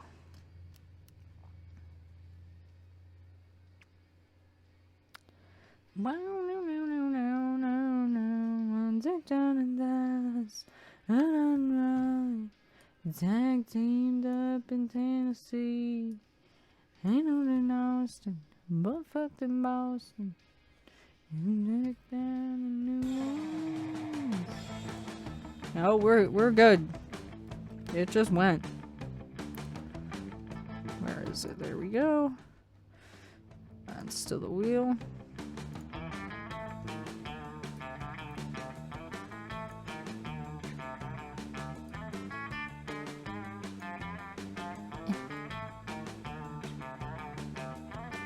There we go.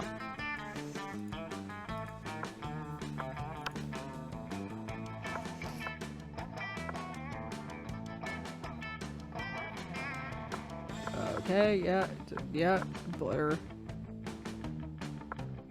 Sure. You can have blur for now. I hope that isn't too loud. It looks okay, but I'm also what they call dumb as fuck.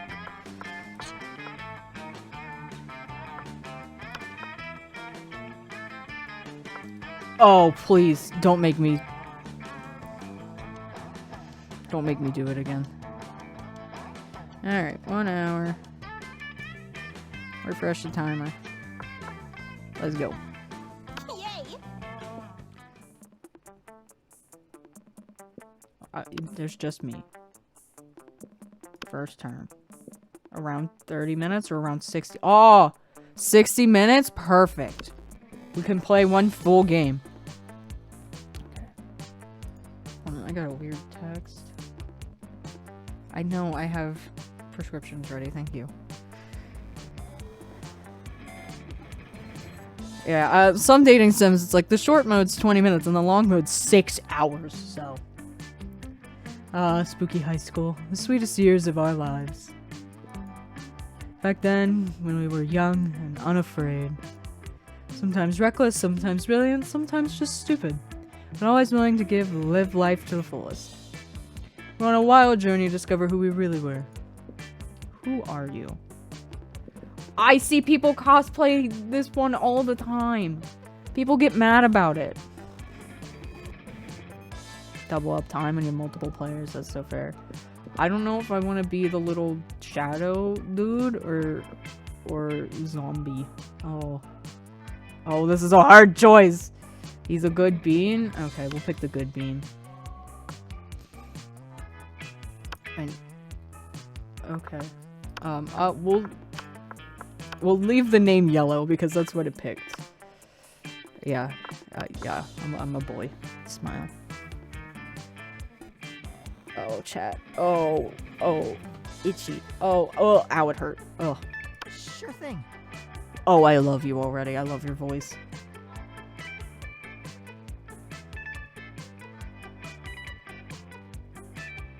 Blues Frankenstein's monster. That's great. We had yet to experience its ultimate challenge, the monster prom. I remember clearly, 6 weeks were left, and as we fantasized about our dream prom dates, we were all scrambling to catch the attention of one of our 6 most charismatic classmates. Miranda Vanderbilt. A sweet mermaid princess who was as cute as she was genocidal.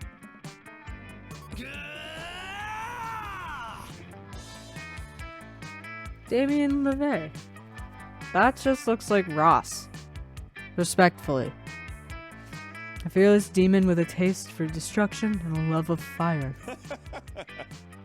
Scott Hell, a werewolf athlete who compensated for his rather small brain with a stupidly huge heart. I love you. Fuck. I love the weird guy. Liam de Linecourt, 400XX, a hipster vampire whose standoffish demeanor hid that he was truly a lovable dork. Yay! Polygeist? Party ghost with an insatiable hunger for all the wrong things. What? Oh. And Vera Oberlin, a mean self-made Gorgon with a merciless sense of business. It's clear it had to be one of them, but who? We only had 6 weeks to choose our prom date. Even more daunting, we only had 6 weeks to woo them and conquer their heart. As I already said, we were young and unafraid, and we were ready to start. I kind of want to go for Ross. I think it'd be funny. Monster Prom, stupidest pop quiz ever. Our minds are rotten, but they are rotten in so many different ways. We're no more, we are using our PhD in bullshit to diagnose what kind of deviant sicko you are. All of the above?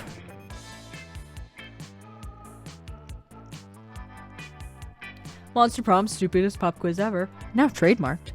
We'll throw a bunch of absurd questions at you and turn your answers into your character's stats. Oh god. So each of you will start by having stats that better reflect your true selves. Let's start.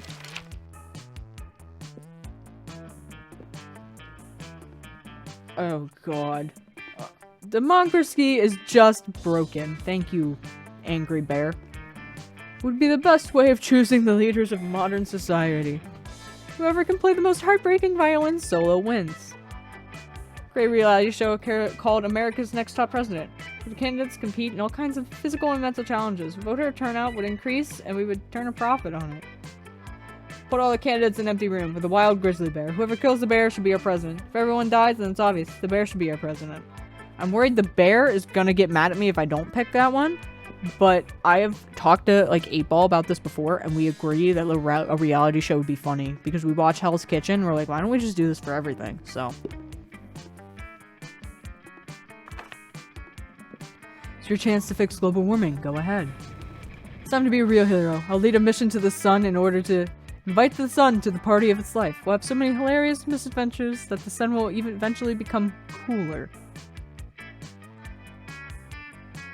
A world is doomed, but I'll start investing in ships and start a profitable business for the soon-to-be covered by water world. Global warming isn't real. I invented it. Now science is claiming authorship because science is a lame copycat with no original ideas. My dream first date. Someone bring up the NSP song real quick. Our exhibition experimental enough to give you a seizure. See, I can't do that. 8-Ball would have actual seizures. I do fuck with crime. Oh, wait. I picked it as a shitpost and I got the guy I wanted. Alright. Let's fucking go? Hello? My charm is at 2? Crimes isn't charming? Making up global warming isn't charming enough for this motherfucker? Okay.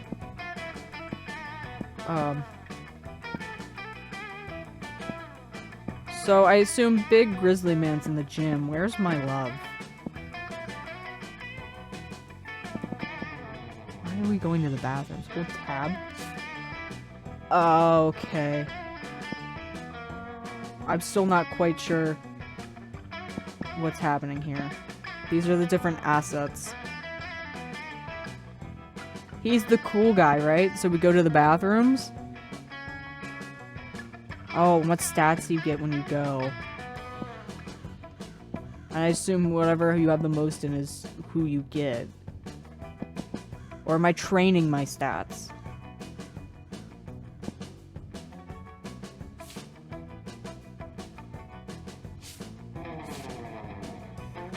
Do I want to dump everywhere or dump evenly? Like, do I want to dump evenly or dump all in one? I mean, I'm dumping one. Yeah. Oh, shut the fuck up.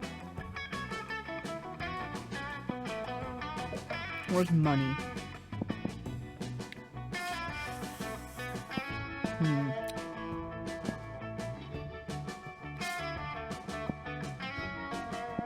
When you hold tab, your cursor also freaks the fuck out.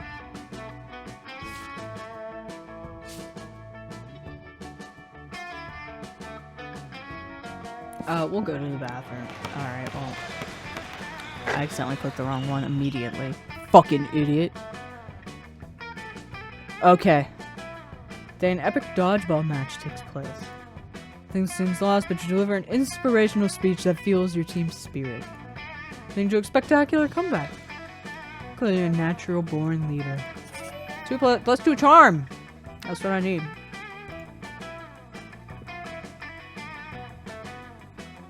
Later you hear some kind of muffled squawking. See that Damien's backpack seems to be thrashing violently? Greetings, fellow classmate. Yay, Yellow is here! I've been waiting all day to show... Please tell me it's a chicken. I assume the squawking is the chicken.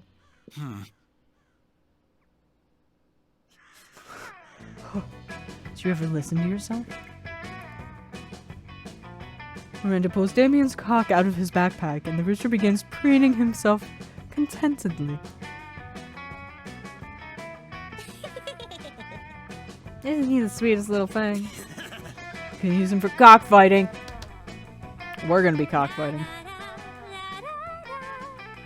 Have him cockfight the cockfighters, teach him a lesson. But why you shouldn't make cocks cockfight? We just gotta find a way to make sure that our cock wins the anti-cockfighting cockfight.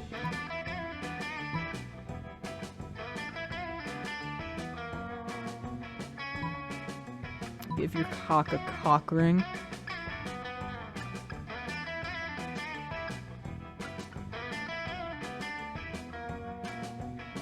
One sec.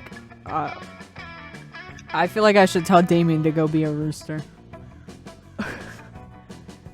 I don't think giving the cock a cock ring is gonna help. I'm gonna get fucking banned. I didn't ever switch Go Violent. Okay, hold on. I actually need to switch my... Edit stream info. I'm playing Monster Prom. This one actually has like a...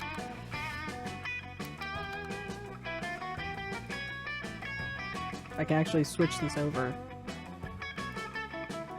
Go Violent? That's what I thought. How did I not think of that? I love opportunities for violence. Let's fucking go, dude. Thought you, Damien, and Miranda get to work. Damien's incredible chicken outfit. Sort of just a yellow jumpsuit with feathers, haphazardly glued onto it, but people are dumb, so it might work. Follow them to the cockfight, and Damien immediately begins to fight the cockfighters with all his skills at violence. It's a very convincing rooster impression. I'm not.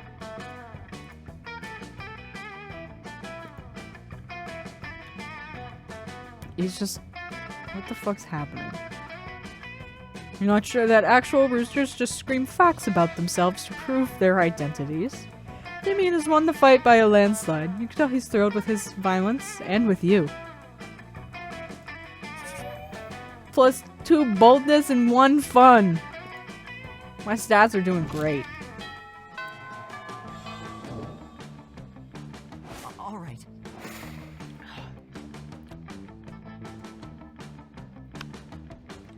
Do you think I could sit with Girly Pop yet, or is he gonna be upset? I'm gonna try.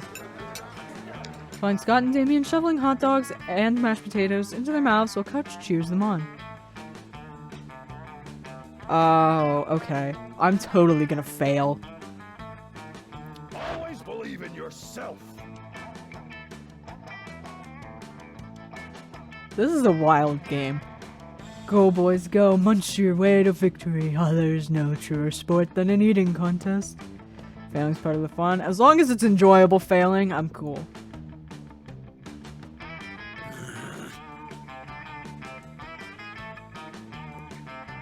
Looks like it's a pretty fair fight so far. Where's the fun in that? Time to step it up and tip the balance.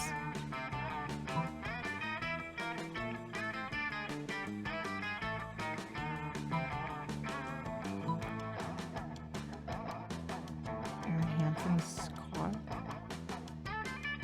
Beautiful. I'm kind of mad they didn't make Roz voice Damien. I want to help Damien. Okay. Oh, fuck. Brain was like, yeah, this is easy. Without thinking he's a demon. Idiot. Alright.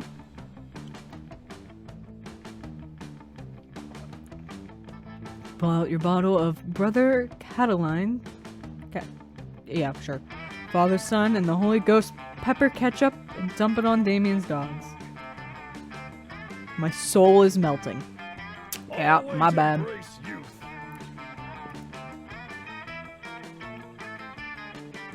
Having an allergic reaction. Oh my god, I'm not gonna get him. I fucking gave this kid an allergic reaction.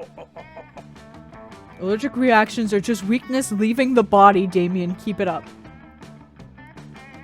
You know, before I met 8-Ball, this is about how well every relationship went, so it's cool. I quit. Good job. Sorry. My bad. My bad. Thank you, Aaron. Someone take me to the nurse's office. Alright. Scott rushes off carrying Damien's smoking body, and you rush just a little closer to Scott's heart. My bad. That's on me, Chief. Alright. There's a cat.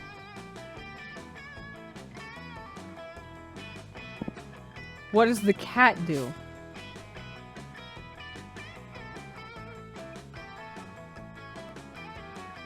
That's the shop. Oh, so I probably want to get more money? Oh, spend the money. Okay, well, I'm gonna go be nosy. Buy some shit. Okay. A lot of shit in that. Too poor for this? Hiring a PR.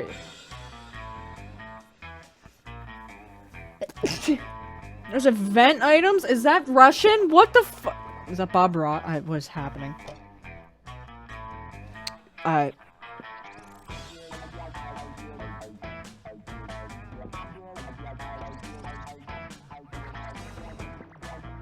Okay.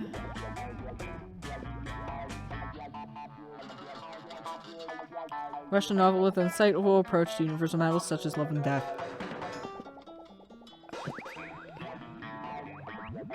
Event trees, etc. A blanket with 2 holes. Oh, eye holes.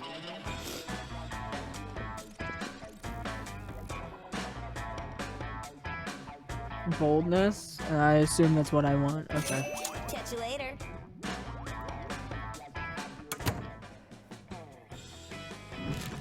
We got 12. Motherfucker's gonna love me. I'm sorry for almost killing you. I have no money.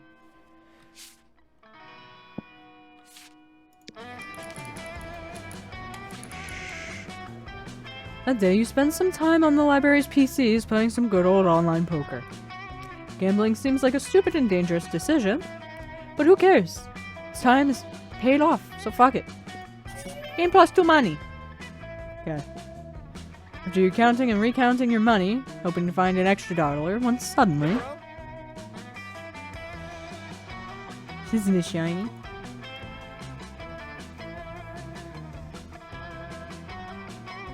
Fuck off getting that location stats. That's fucking cringe. Alright. Scott holds aloft a roll of duct tape, which you concede is indeed shiny.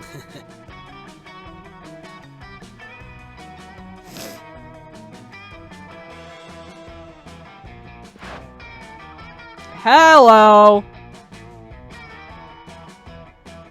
Thank the triple goddess. We spent months tracking that.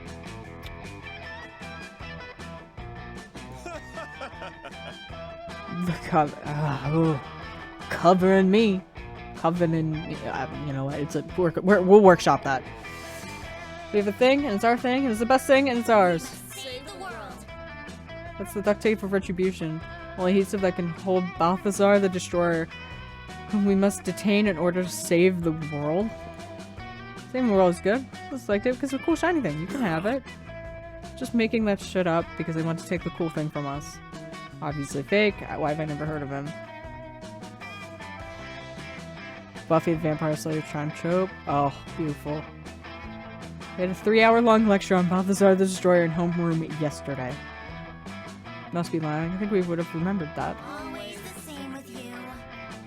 You were sports practice and Damien was asleep at his desk. When we heard about the threat Balthazar posed, we took upon ourselves to journey deep into the dungeons of Hollis Ma to bring back the holy duct tape of retribution, only discovered already gone. Oh. That's where we were. Took a wrong turn our way to English curses and got totally lost. Somehow we were in some kind of maze. A sick tape and thought we might as well take it. Now it's ours and you can't have it. Joy, hope, faith. Beautiful. Try not to get killed soon. Hand over the tape or we'll be forced to use force to take it by force. Yeah, 'cause looks like this situation is getting out of control. You better step in before someone with some duct tape gets hurt.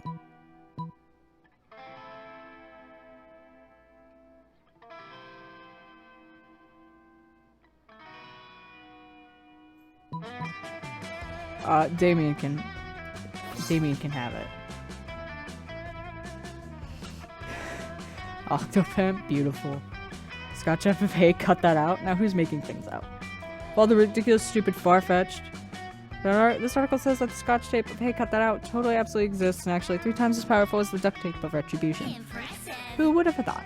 I feel like in mundane situations, duct tape tends to be stronger than Scotch tape, but I guess everything goes out the window once magic gets involved. Normally I wouldn't bother to go off on a quest for something when I could just get an object that serves the same purpose. We're out. But we do make it a goal of ours to never cut corners. So if Scott's kept of hay is the best, let's track it down.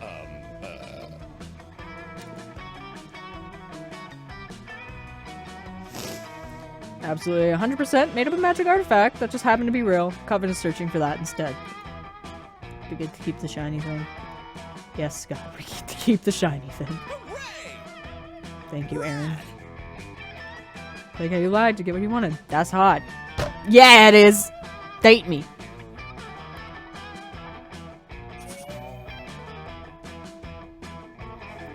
Team caught you hot? Hooray indeed.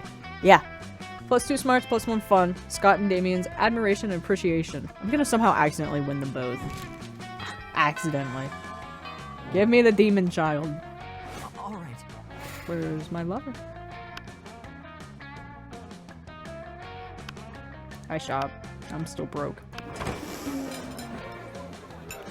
Alright, let's not fuck up lunch this time. You find Damien and Vera hunched over a scale model of spooky National Bank made of milk cartons, lunch trays, and ketchup packets. Go through the side entrance, disable the alarms with the EMP, and blow the safe. Okay. Just blow up the side entrance, blow up the alarms, and blow up the safe. We have so much C4, Damien. Sounds like a personal problem. What's this? Damien points at a kosher dill pickle in the front of the vault labeled Police Ogre. That's the Police Ogre. Guy's all the way around his head, never sleeps, doesn't take bribes, and is invincible in combat. Can we blow him up? No, we can't blow him up. We need to find a way around him. I'm out of ideas. Cut you in on the heist because solve this ogre problem. Luckily, you're a heist mastermind. Before Vera or Damien can react, you eat the pickle. Haha, yeah! Quick as a flash, you snatch the pickle off the table and bite it in half. Success! Suck it, ogre. Actually, solve the... Look, Vera, the path to the vault is clear. Blow it open and walk out with the cash. The ogre is still there.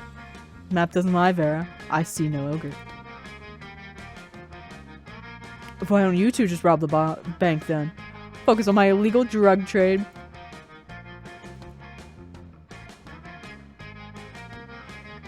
Happy to share a romantic heist with Damien. Together you eat the actual ogre, just like you ate the pickle. Everyone knows police ogres are the ultimate aphrodisiac. Yeah, bitch! All right.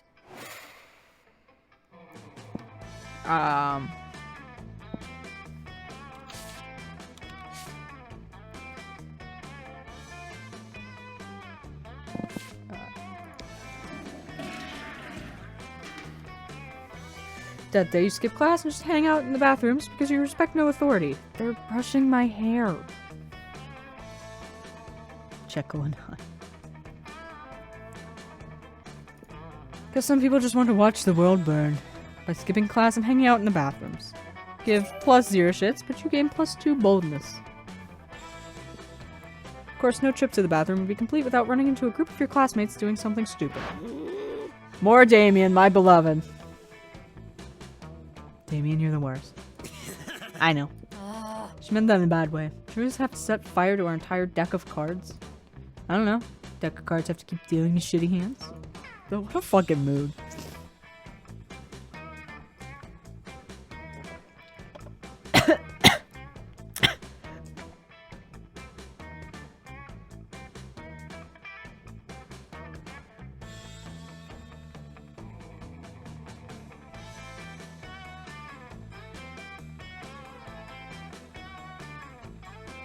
Chad, I just died a little bit. Sorry. Oh my god. Drink liquid went wrong. It went really bad. Loves crime, loves his dads, loves more crime. Gay dads! God, let's fucking go. Me too. Ugh. He didn't necessarily need set on fire, but since when has that stopped me? Stopped all of us from playing poker. What are you gonna bet on? Mama needs a new pair of shoes. As derive an almost sexual pleasure from taking your money. So what's the new game? Oh, you know, the perfect poker alternative. His dad and pops, that's so cute. The stock market's funny, but I feel like the right answer is Russian roulette. Used to be a favorite game before I died. Yeah, wait.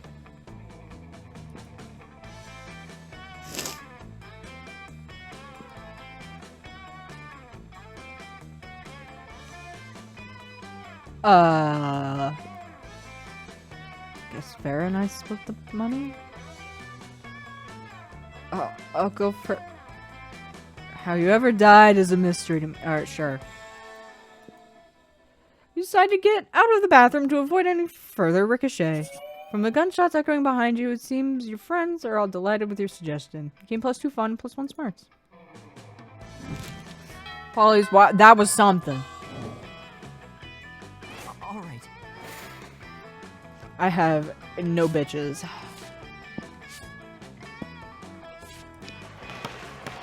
more dodgeball.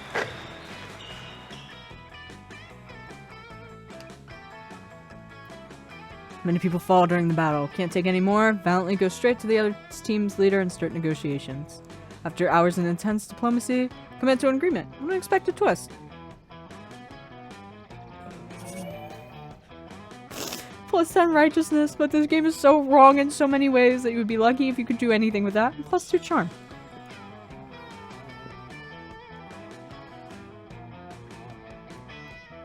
Afterwards, you spot Coach ranting excitedly at Damien. Better go save them from each other. Always believe in yourself.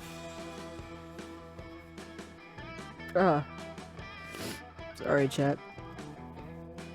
If you could believe it or not, almost choking on liquids kind of fucks up your face. What I'm trying to say, son, is you're full to the gills with untapped potential. I don't have gills.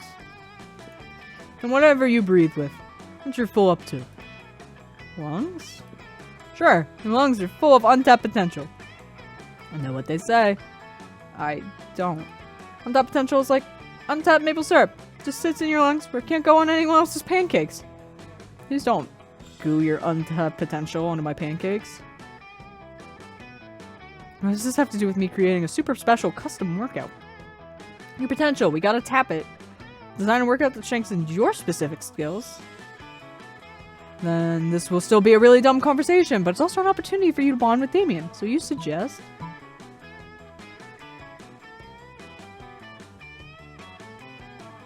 Art arsonist. Oh boy golly, obstacle course. I love burning buildings. It's a win. Can be fun and rewarding. Seem way too happy about this. You know what arson is, right? I don't need to know what something is to support my students' development. Okay. Totally willing to take advantage of your ignorance. So you know I'm going to use this as an excuse to set fire to. Explain yourself to me. Trust you absolutely. Oh, bud. Well, okay, man. I guess I'm going to need some workout equipment. Specifically 50 gallons of lighter fluid and a blowtorch. 50 gallons? That's a lot of weight. You should have lifted that safely when you're just starting out. Don't worry. I feel like quickly come a lot lighter.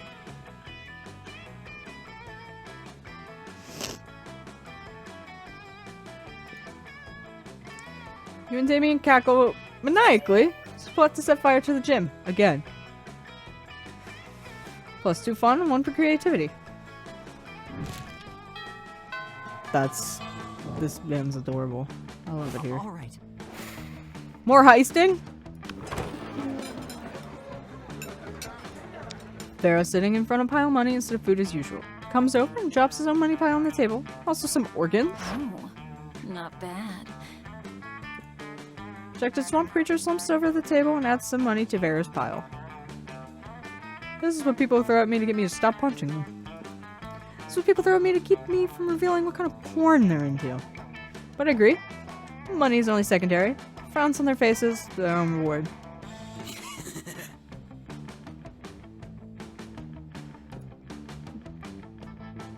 For those, you need a priest. You know how my family feels about priests. Everybody in the cafeteria at once set fire to it.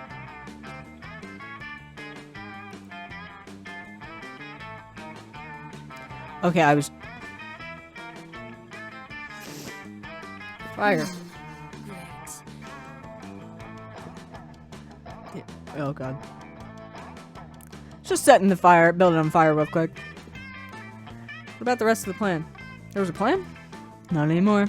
Damien, immune to fires, as he is, continues doing exactly what he was doing before the fire. Beating people up for their money and organs. Beautiful. I love it here. All right. I need money. Mining Bitcoin.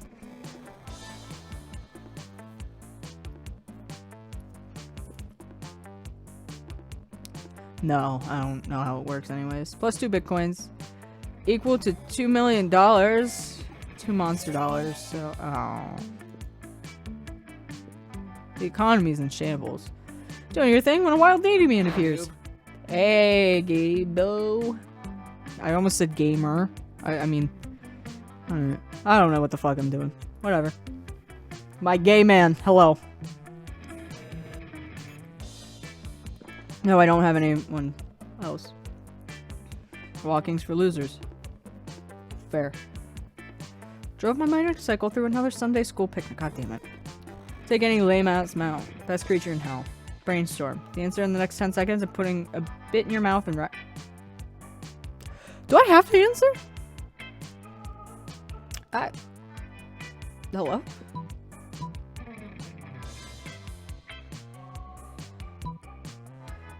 Don't tempt him.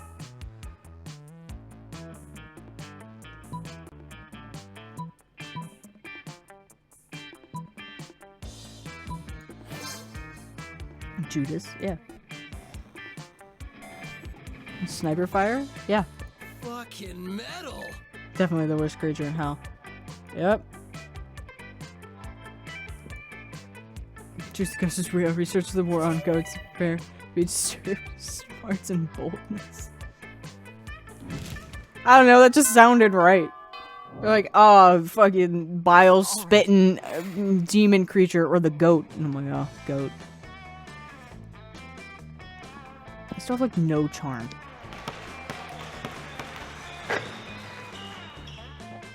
More dodgeball.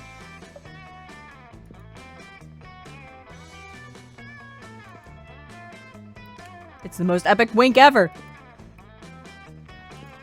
+2 charm. Damien? Obstacle course. Stare across the gym at it terrified, as are most of your classmates. Giant centipedes, venomous bears. Venomous bears? Bloodthirsty magpies circling just under the ceiling. Animals so bizarre, one can barely find words to describe them. Good morning, students. Australia, fair enough.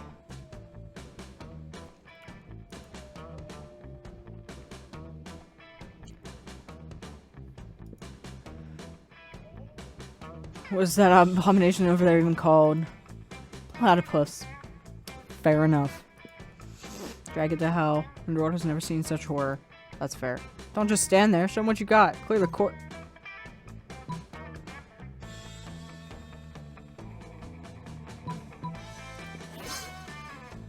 My trusty Bowie knife. Slam a 6-pack of Fosters. Waiting to the obstacle course. Dispatch armed platypi. Fend off magpies. Whipping them with snakes. Punch a koala. Why are we punching the koala? What did he do? Hello? Winning an arm wrestling match against a drunk crocodile. Instantly become a hero. Awesome. Okay. Koalas are ass. Are they? He's blushing. I committed so much murder I made him blush. Let's party. Glorious slaughter of endangering animals will go down in history. +2 fun, +1 boldness. Lawsuit from Green Truth. No, that's fair. That's on me, Chief.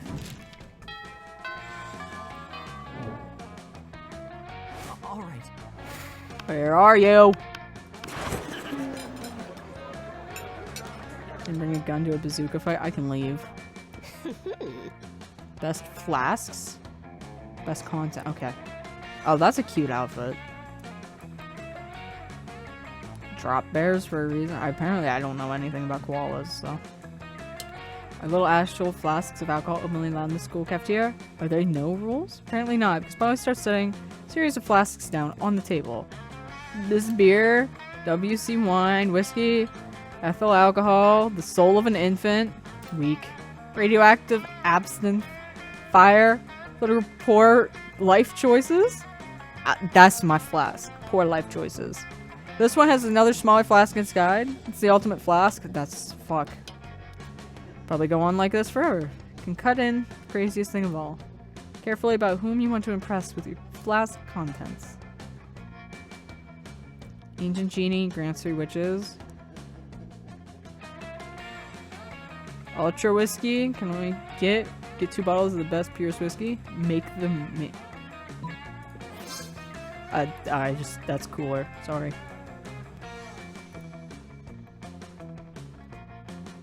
Could not get my whiskey bottles to fuck. It's just how it happens. Mood lighting, sultry music, chainsaws. You know, all that cliche romantic. Yeah, you got it. Possible to get them to make sweet whiskey love. Started to think inanimate objects can't have sex. I have tons of sex with inanimate objects, so that was just silly. Can make whiskey as whiskey turn to ultra whiskey. We should definitely apply the principle all over the damn place. Literally and kept going? Yeah.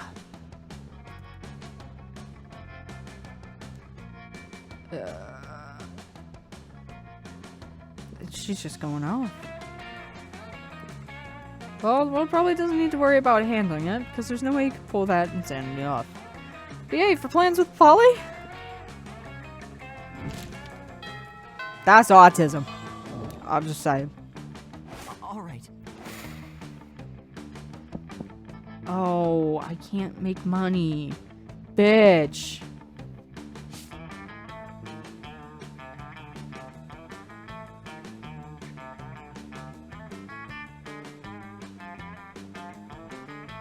I guess more dodgeball.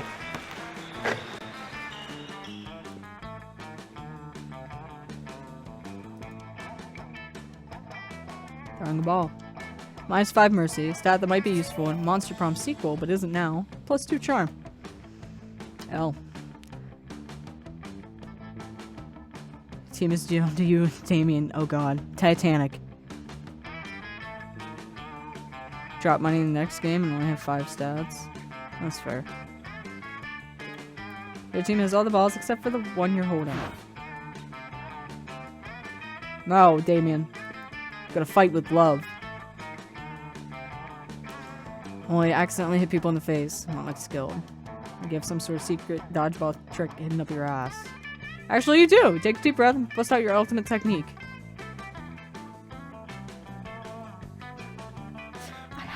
I have to. Gun!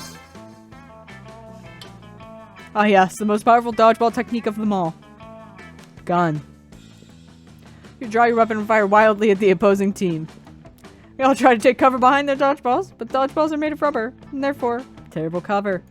Lucky for them, they're all undead, at least mythical beasts immune to conventional weaponry, so no one dies. The senseless violence does distract them long enough for Damien to eliminate their whole team though. Never bring a knife to a gunfight, but never bring a gun to a ball fight. Technically true. You have to stay late to clean up the carnage. +2 fun, +1 boldness. Fucking living with the boldness and fun. Jesus Christ. All right. Now I go make money.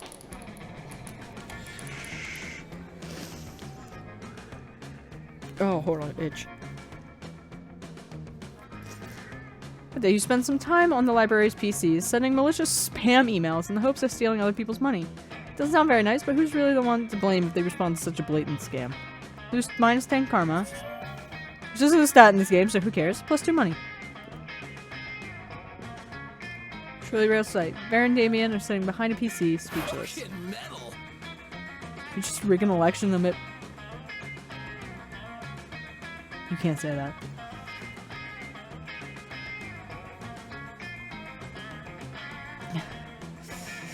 Just trying to change the president's wallpaper. Need to cover our tracks like right now. Alright, hold on. This game came out years ago. Still, you can't say that! Oh, stretch. Somehow. Yep. Help us? Me? Damien can't help. He's just useless right now. Climb the boats.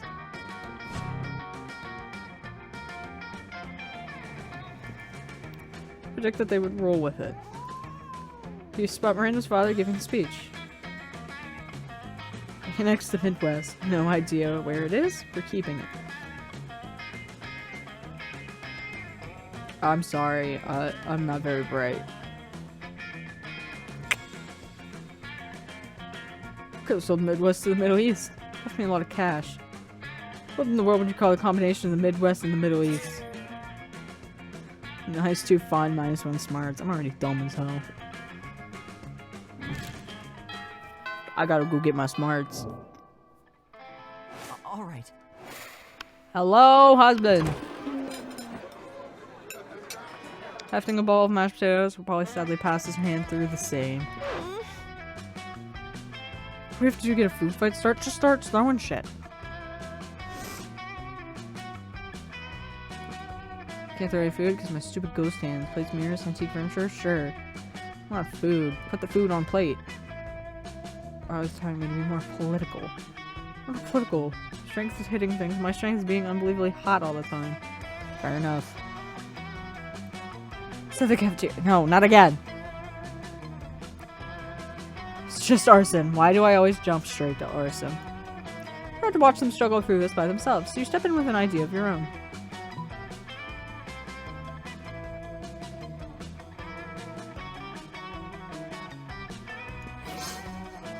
Beating people up, putting their stuff in a big pile? Yes. So good at politics. Roll around the food pile. Feels so good on my non-skin. Damien spends their lunch piling up everybody's food in an enormous food mountain. Hungry students are soon swarming the mountain, trying to grab what they can, while Damien pelts them with fire and knives from above. Panicked students turn on each other, fighting with the only weapon they have, the food in their hands. Casualties are beyond counting, but no one will be forgetting the food fight anytime soon. I did it, and I made him like me more. I'm almost fucking done! All right.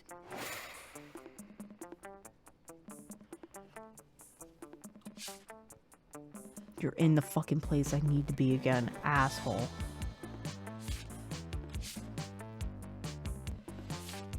God damn it. Today, while rehearsing for the class play, it's as though the muses themselves have descended to give you a figurative blowjob.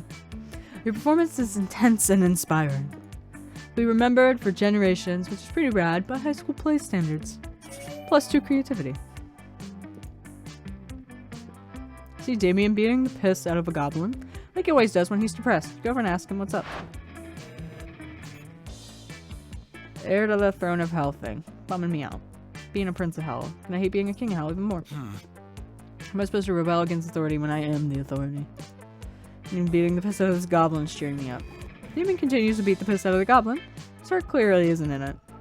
Anything I can do as king of hell. Literally anything. You could torture people. I feel like being horny right now is the wrong choice. War. Fucking metal. Going on about what's the word? Diplomacy? Yeah. Whatever. Taking off the dictionary when I'm king. Suck on that, Webster. Demon's so excited he even stops strangling the goblin. Sends you a massage coupon as a thank you. +2 smarts, +1 boldness. Ah! All right.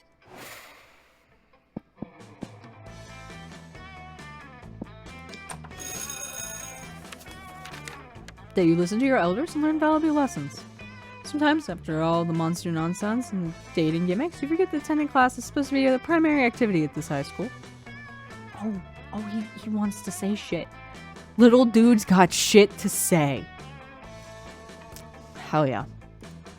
+2 smarts. Too soon, in fast sleep, having a wonderful dream involving caterpillars and maple syrup. Oh, what? Hello? Excuse me? Polly and Damien are in your dream with you, except they're not naked like they usually are in your dreams. Hello? Hi. Little dudes can also play little guitar. Life's good. Need your help. Not cool. Pick up just in time. Damien's about to give up and start hitting you with a desk. Pub quiz on the history of misunderstood abominations. I don't even do regular quizzes, so obviously we were gonna ask to copy your test. You sleep the whole time, which is honestly a pretty rad move, but it doesn't help us. So who should we copy instead? About to tell them if you could sleep through this class, you could talk this much during a test. Probably not a very serious class. Roasting marshmallow, and those little guys and the other playing the guitar. Oh, beautiful. This is clearly an opportunity to score some points with these two, so you give them some top-notch advice. The teacher.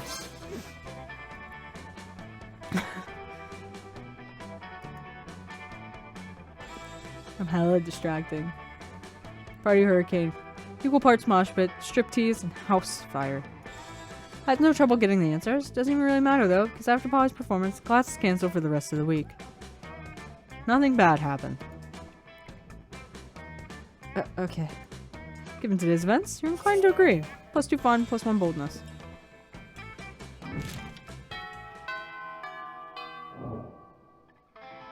All right.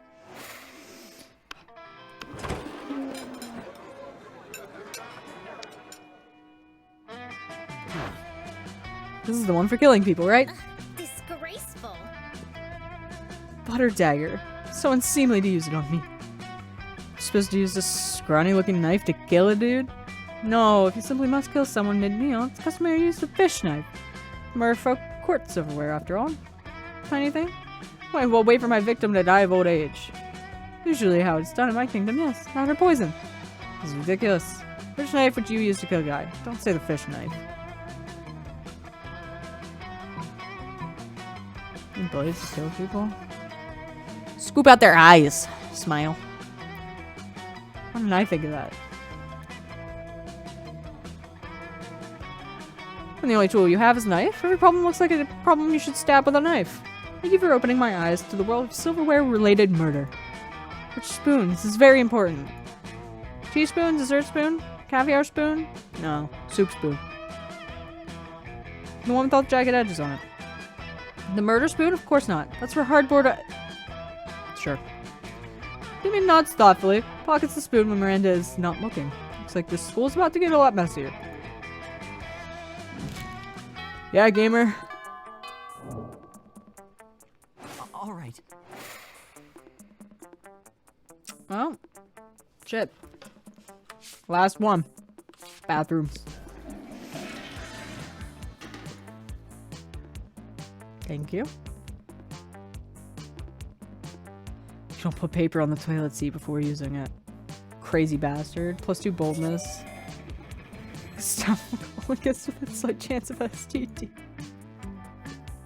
Later, when you're minding your own business, and definitely not doodling pictures of Damien in your notebook, you see Damien making his way over to you, at which point you definitely do not need to hide your drawings. Yeah. You're only 70% off a fuck door? Tops? Oh, thank you. Kinda rad. Hell yeah.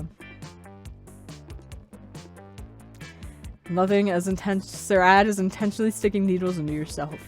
Create permanent image on your skin for fucking ever. Maybe we could get matching tattoos. Something rad. Oh yeah. OMG, OMG, OMG, OMG. I'm awesome. Don't fuck it up. Baddest, raddest, maddest tattoo. Again. A sea cucumber. Damn it. Okay. We're gonna do it anyways.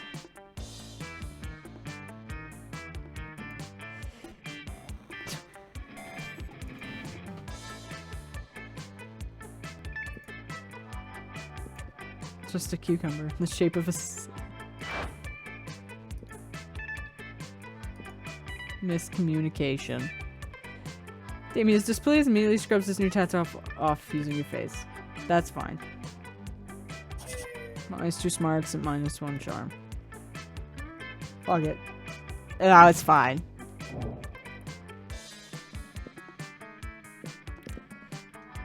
Please. Yes! All right. I didn't fuck up too bad, other than getting a bad tattoo and giving him an allergic reaction. Yes. Yes? Rad. Okay. Huh. Let's do it. Genius? Yeah. Yeah! Let's make this prom our bitch. Prom night was awesome.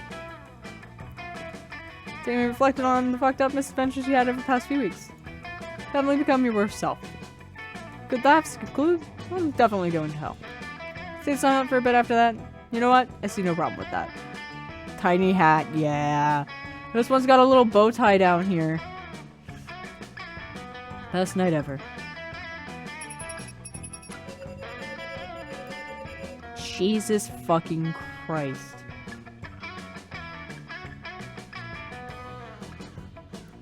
Well.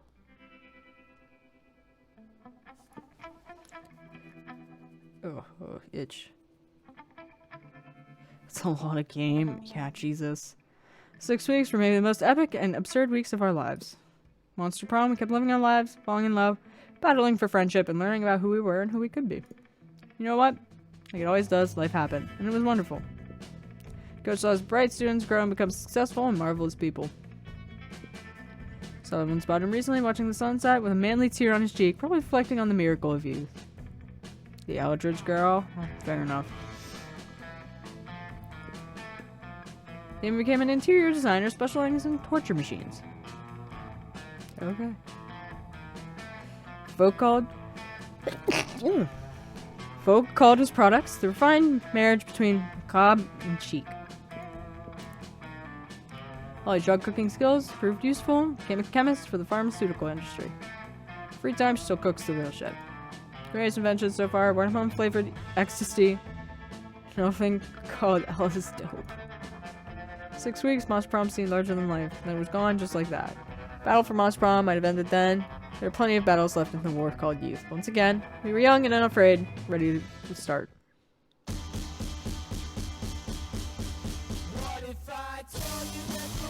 This is so copyrighted.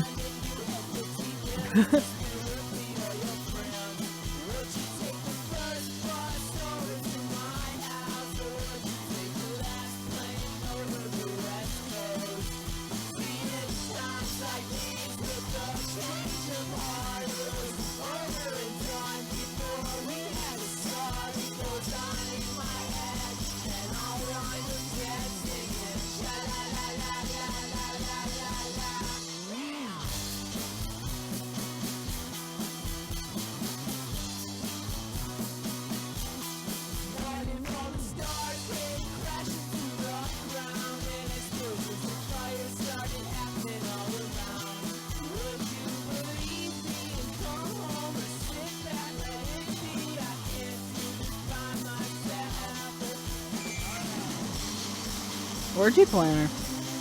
Nice.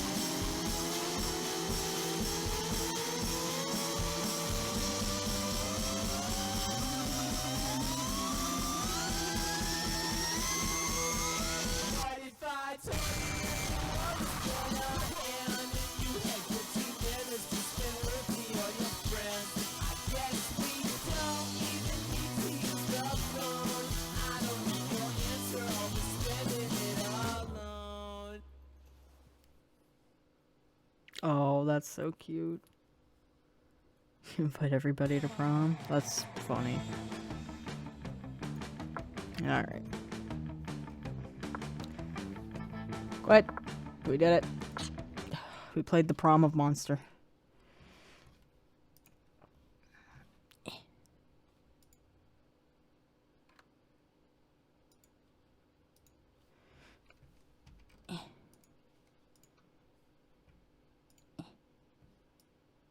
It's shit fucked again. Separate, okay.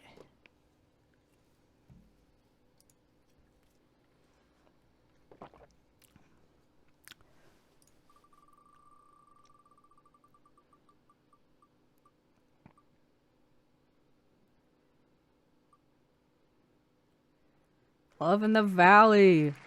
That's, oh. Just a second. That's another one that's... I don't have pulled up, but it's in.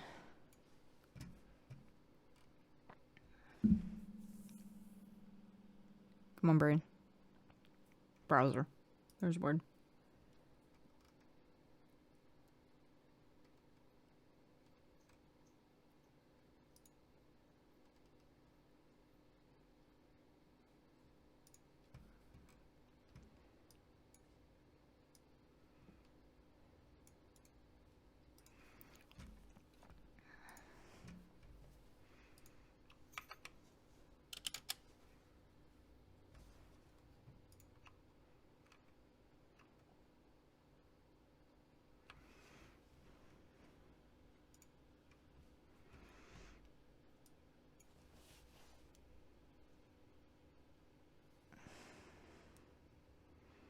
BRB? Yeah, we'll be here. We got like 1 or 2 more.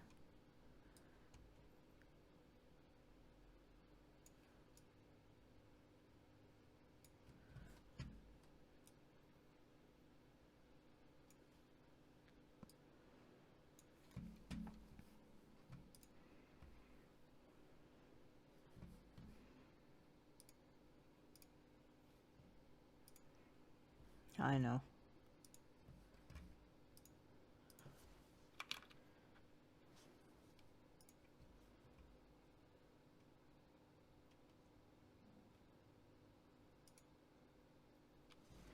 There we go. Ooh. Ooh. Hello, voice?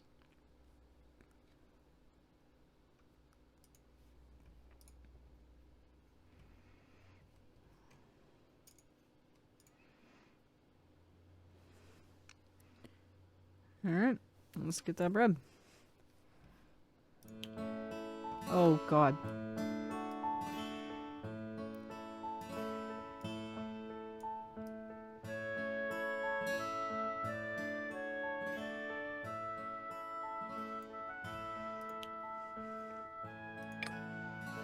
Choose our character. Do we want to be Abigail or What's up? Don't talk to me, Sebastian. Holy fuck. Why is everything so fucking loud?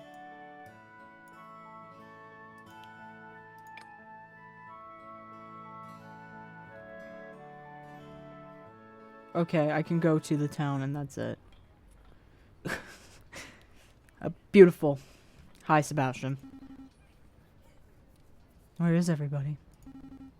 Oh, you haven't heard? Old farmer who passed away left their farm to their grandkid in a letter. New farmer just moved in at the start of the season. And that affects me how? Farmer's hot and single. Rumor has it, absolutely loaded.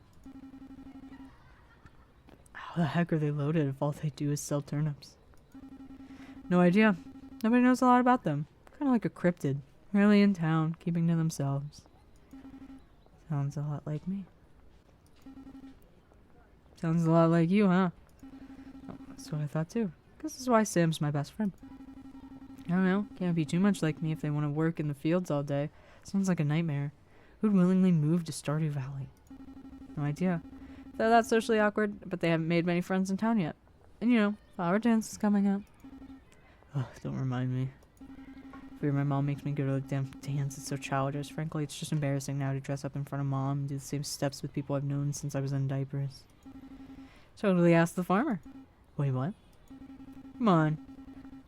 You know I love you, man. But it's about time you got a life and stop hiding away in your room. You know it's because I work remotely, right? Just consider it. Wouldn't you rather have a rich farmer spouse and never work a day in your life? I'd like that. And for our band. Oh, I see your real motive now. If this is all about the band, why don't you date them? I didn't think of that. Maybe I should have a rich farmer spouse of my own. Hey, keep your hands off my spouse. Ah, heck, I just realized I'm late for my shift at Jojo Mart. Catch you later, Seb. All jokes aside, I wonder what's up with the farmer. Got to be the most interesting thing to happen here in months.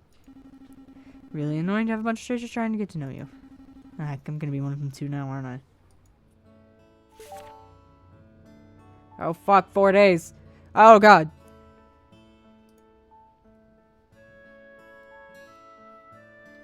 Okay, I can still only go to the town.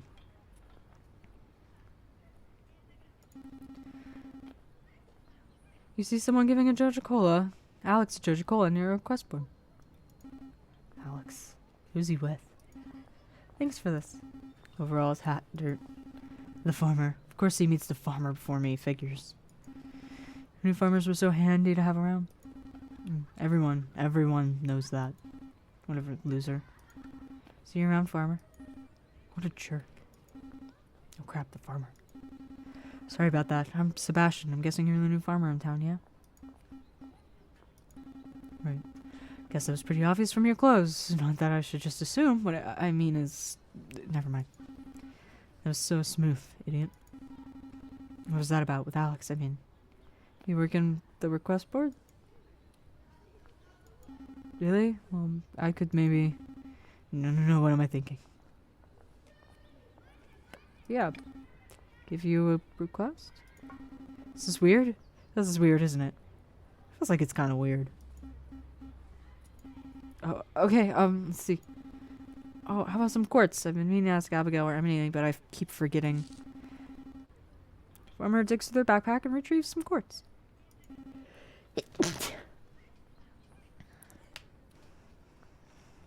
Yep, that'll do it. I actually think they would have some on their person. Mysterious little farmer. Thanks, I like it. Weird, but kind of cute. This is going really fast again. Oh god. I could. Oh, okay. Town or forest? Forest. Oh my god, I had to get out of that house. Who am I kidding? I have to get out of this town. I'm sick of this. See Shane sitting under a large oak tree with a beer in hand. Look at my husband. Oh, I love you, Shane. Looks like I'm not the only loner out here. Do you come out here to hide too? Oh, it's just you. Yeah, I'm hiding from Marnie. Got into another fight. Join Shane and sit beside him in the grass. No coincidence, just left from a fight with my stepdad. But sit in silence for a moment. Going late this week? To the dance, I mean. Crap, I totally forgot about that stupid thing. Mom will definitely make me go. Jazz made me promise to dance with her, so I'll be there too. Fun. Do you ever just get tired of it? Yeah, I mean, what's stopping either one of us from just skipping town, you know? Nothing here for me, man. Love my family. They're better off without me sulking around all day. Marnie says you can find happiness wherever you are, but... She takes a long drink and sighs. Love my family too. Just feel like they want to push me to be something I'm not. At the same time, do I even know who I am? Like, if I leave, is that really going to fix anything? Shane offers you a drink. On another note, we met the hot farmer. You choke on your drink. So you have, huh? Kind of annoying the way they hang around, but I don't hate it, you know? It's kind of cute. They came from a big city. Can't imagine leaving a place like that to come here. Makes me wonder what they really see in this place. Shane stands up and brushes himself off. Probably go find Marnie. Right, Marnie is looking for you everywhere. Come on, let's go. Alright. Don't pull off my arm. See you around, punk. Yeah, see ya. What does the farmer think of this place? There has to be something I'm not seeing, right? What could I possibly have left here? Should I see things from the farmer's way? Who knows? Might find something new here. Oh god.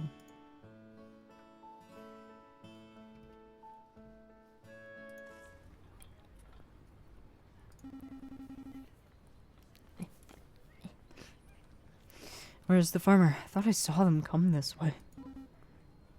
Looking for me? No. What? Are you looking for me? I just stopped to get some streamers from Pierre's. You know it's my birthday today. Happy birthday? Totally forgot. It's the weirdest thing. I don't know how they knew, but this morning the new farmer showed up outside my door with a coconut. A coconut. My favorite thing. You know, Haley's birthday gifted her a coconut? What's up with you, silly? You seem totally distracted. Sorry, I guess I am. Oh my god. I know what's going on here. You totally have a crush on me. Good night, Limey. What? Sorry, I mean, what? Where'd you get that idea? You look all nervous and sweaty. The flower dance is only 2 days away. Come on, Sebby, admit it. Totally planning to ask me to dance. Sorry, Haley. Not this year. Just as well, I've got my eye on someone new. Into the farmer? Totally not like me, right? They're all dirty and it's, like, kinda hot. Honestly, I get it. Oh my god. Sebby, do you have a crush on the farmer too? I guess I do. That's so cute. Sorry, hon, but once I set my sights on someone, they're mine. I'll see you later. Wow, I really didn't think they were Haley's type. She's farmer's type. Do I even have a chance?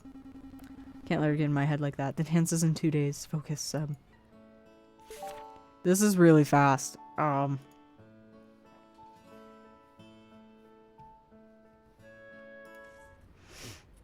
Great. There you go. All set.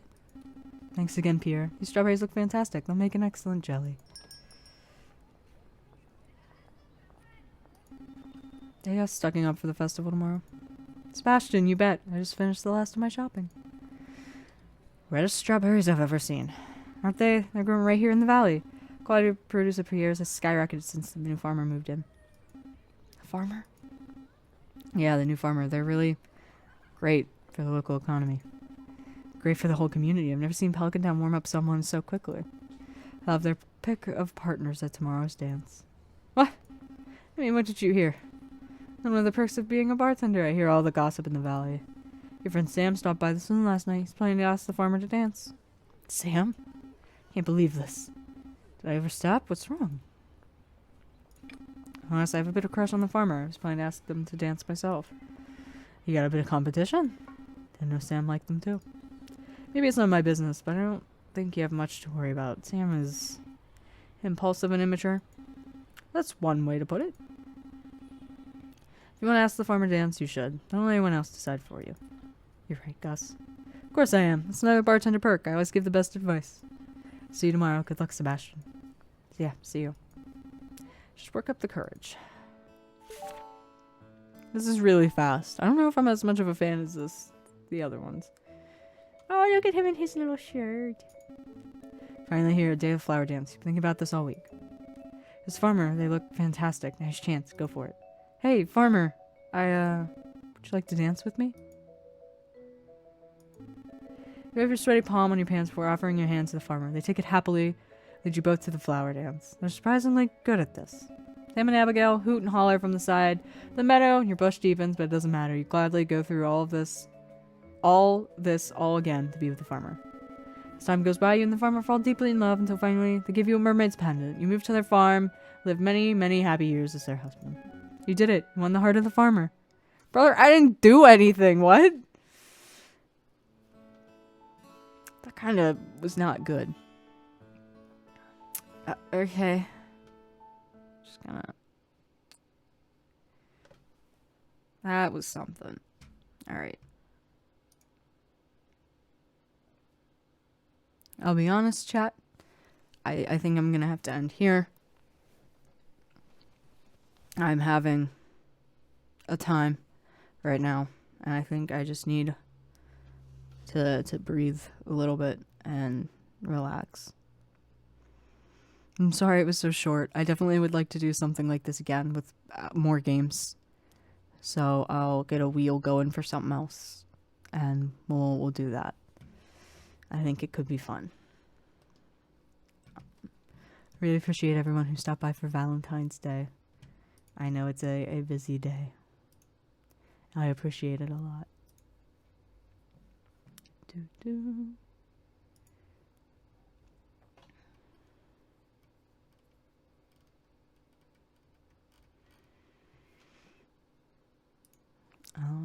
Let me pull up the calendar. I'm not sure how next week's gonna look. Have to talk to A-Ball a little bit. Have to move some stuff around. But, I will make sure I post as I normally do. And I will see you guys next week, okay? I love you. Mwah.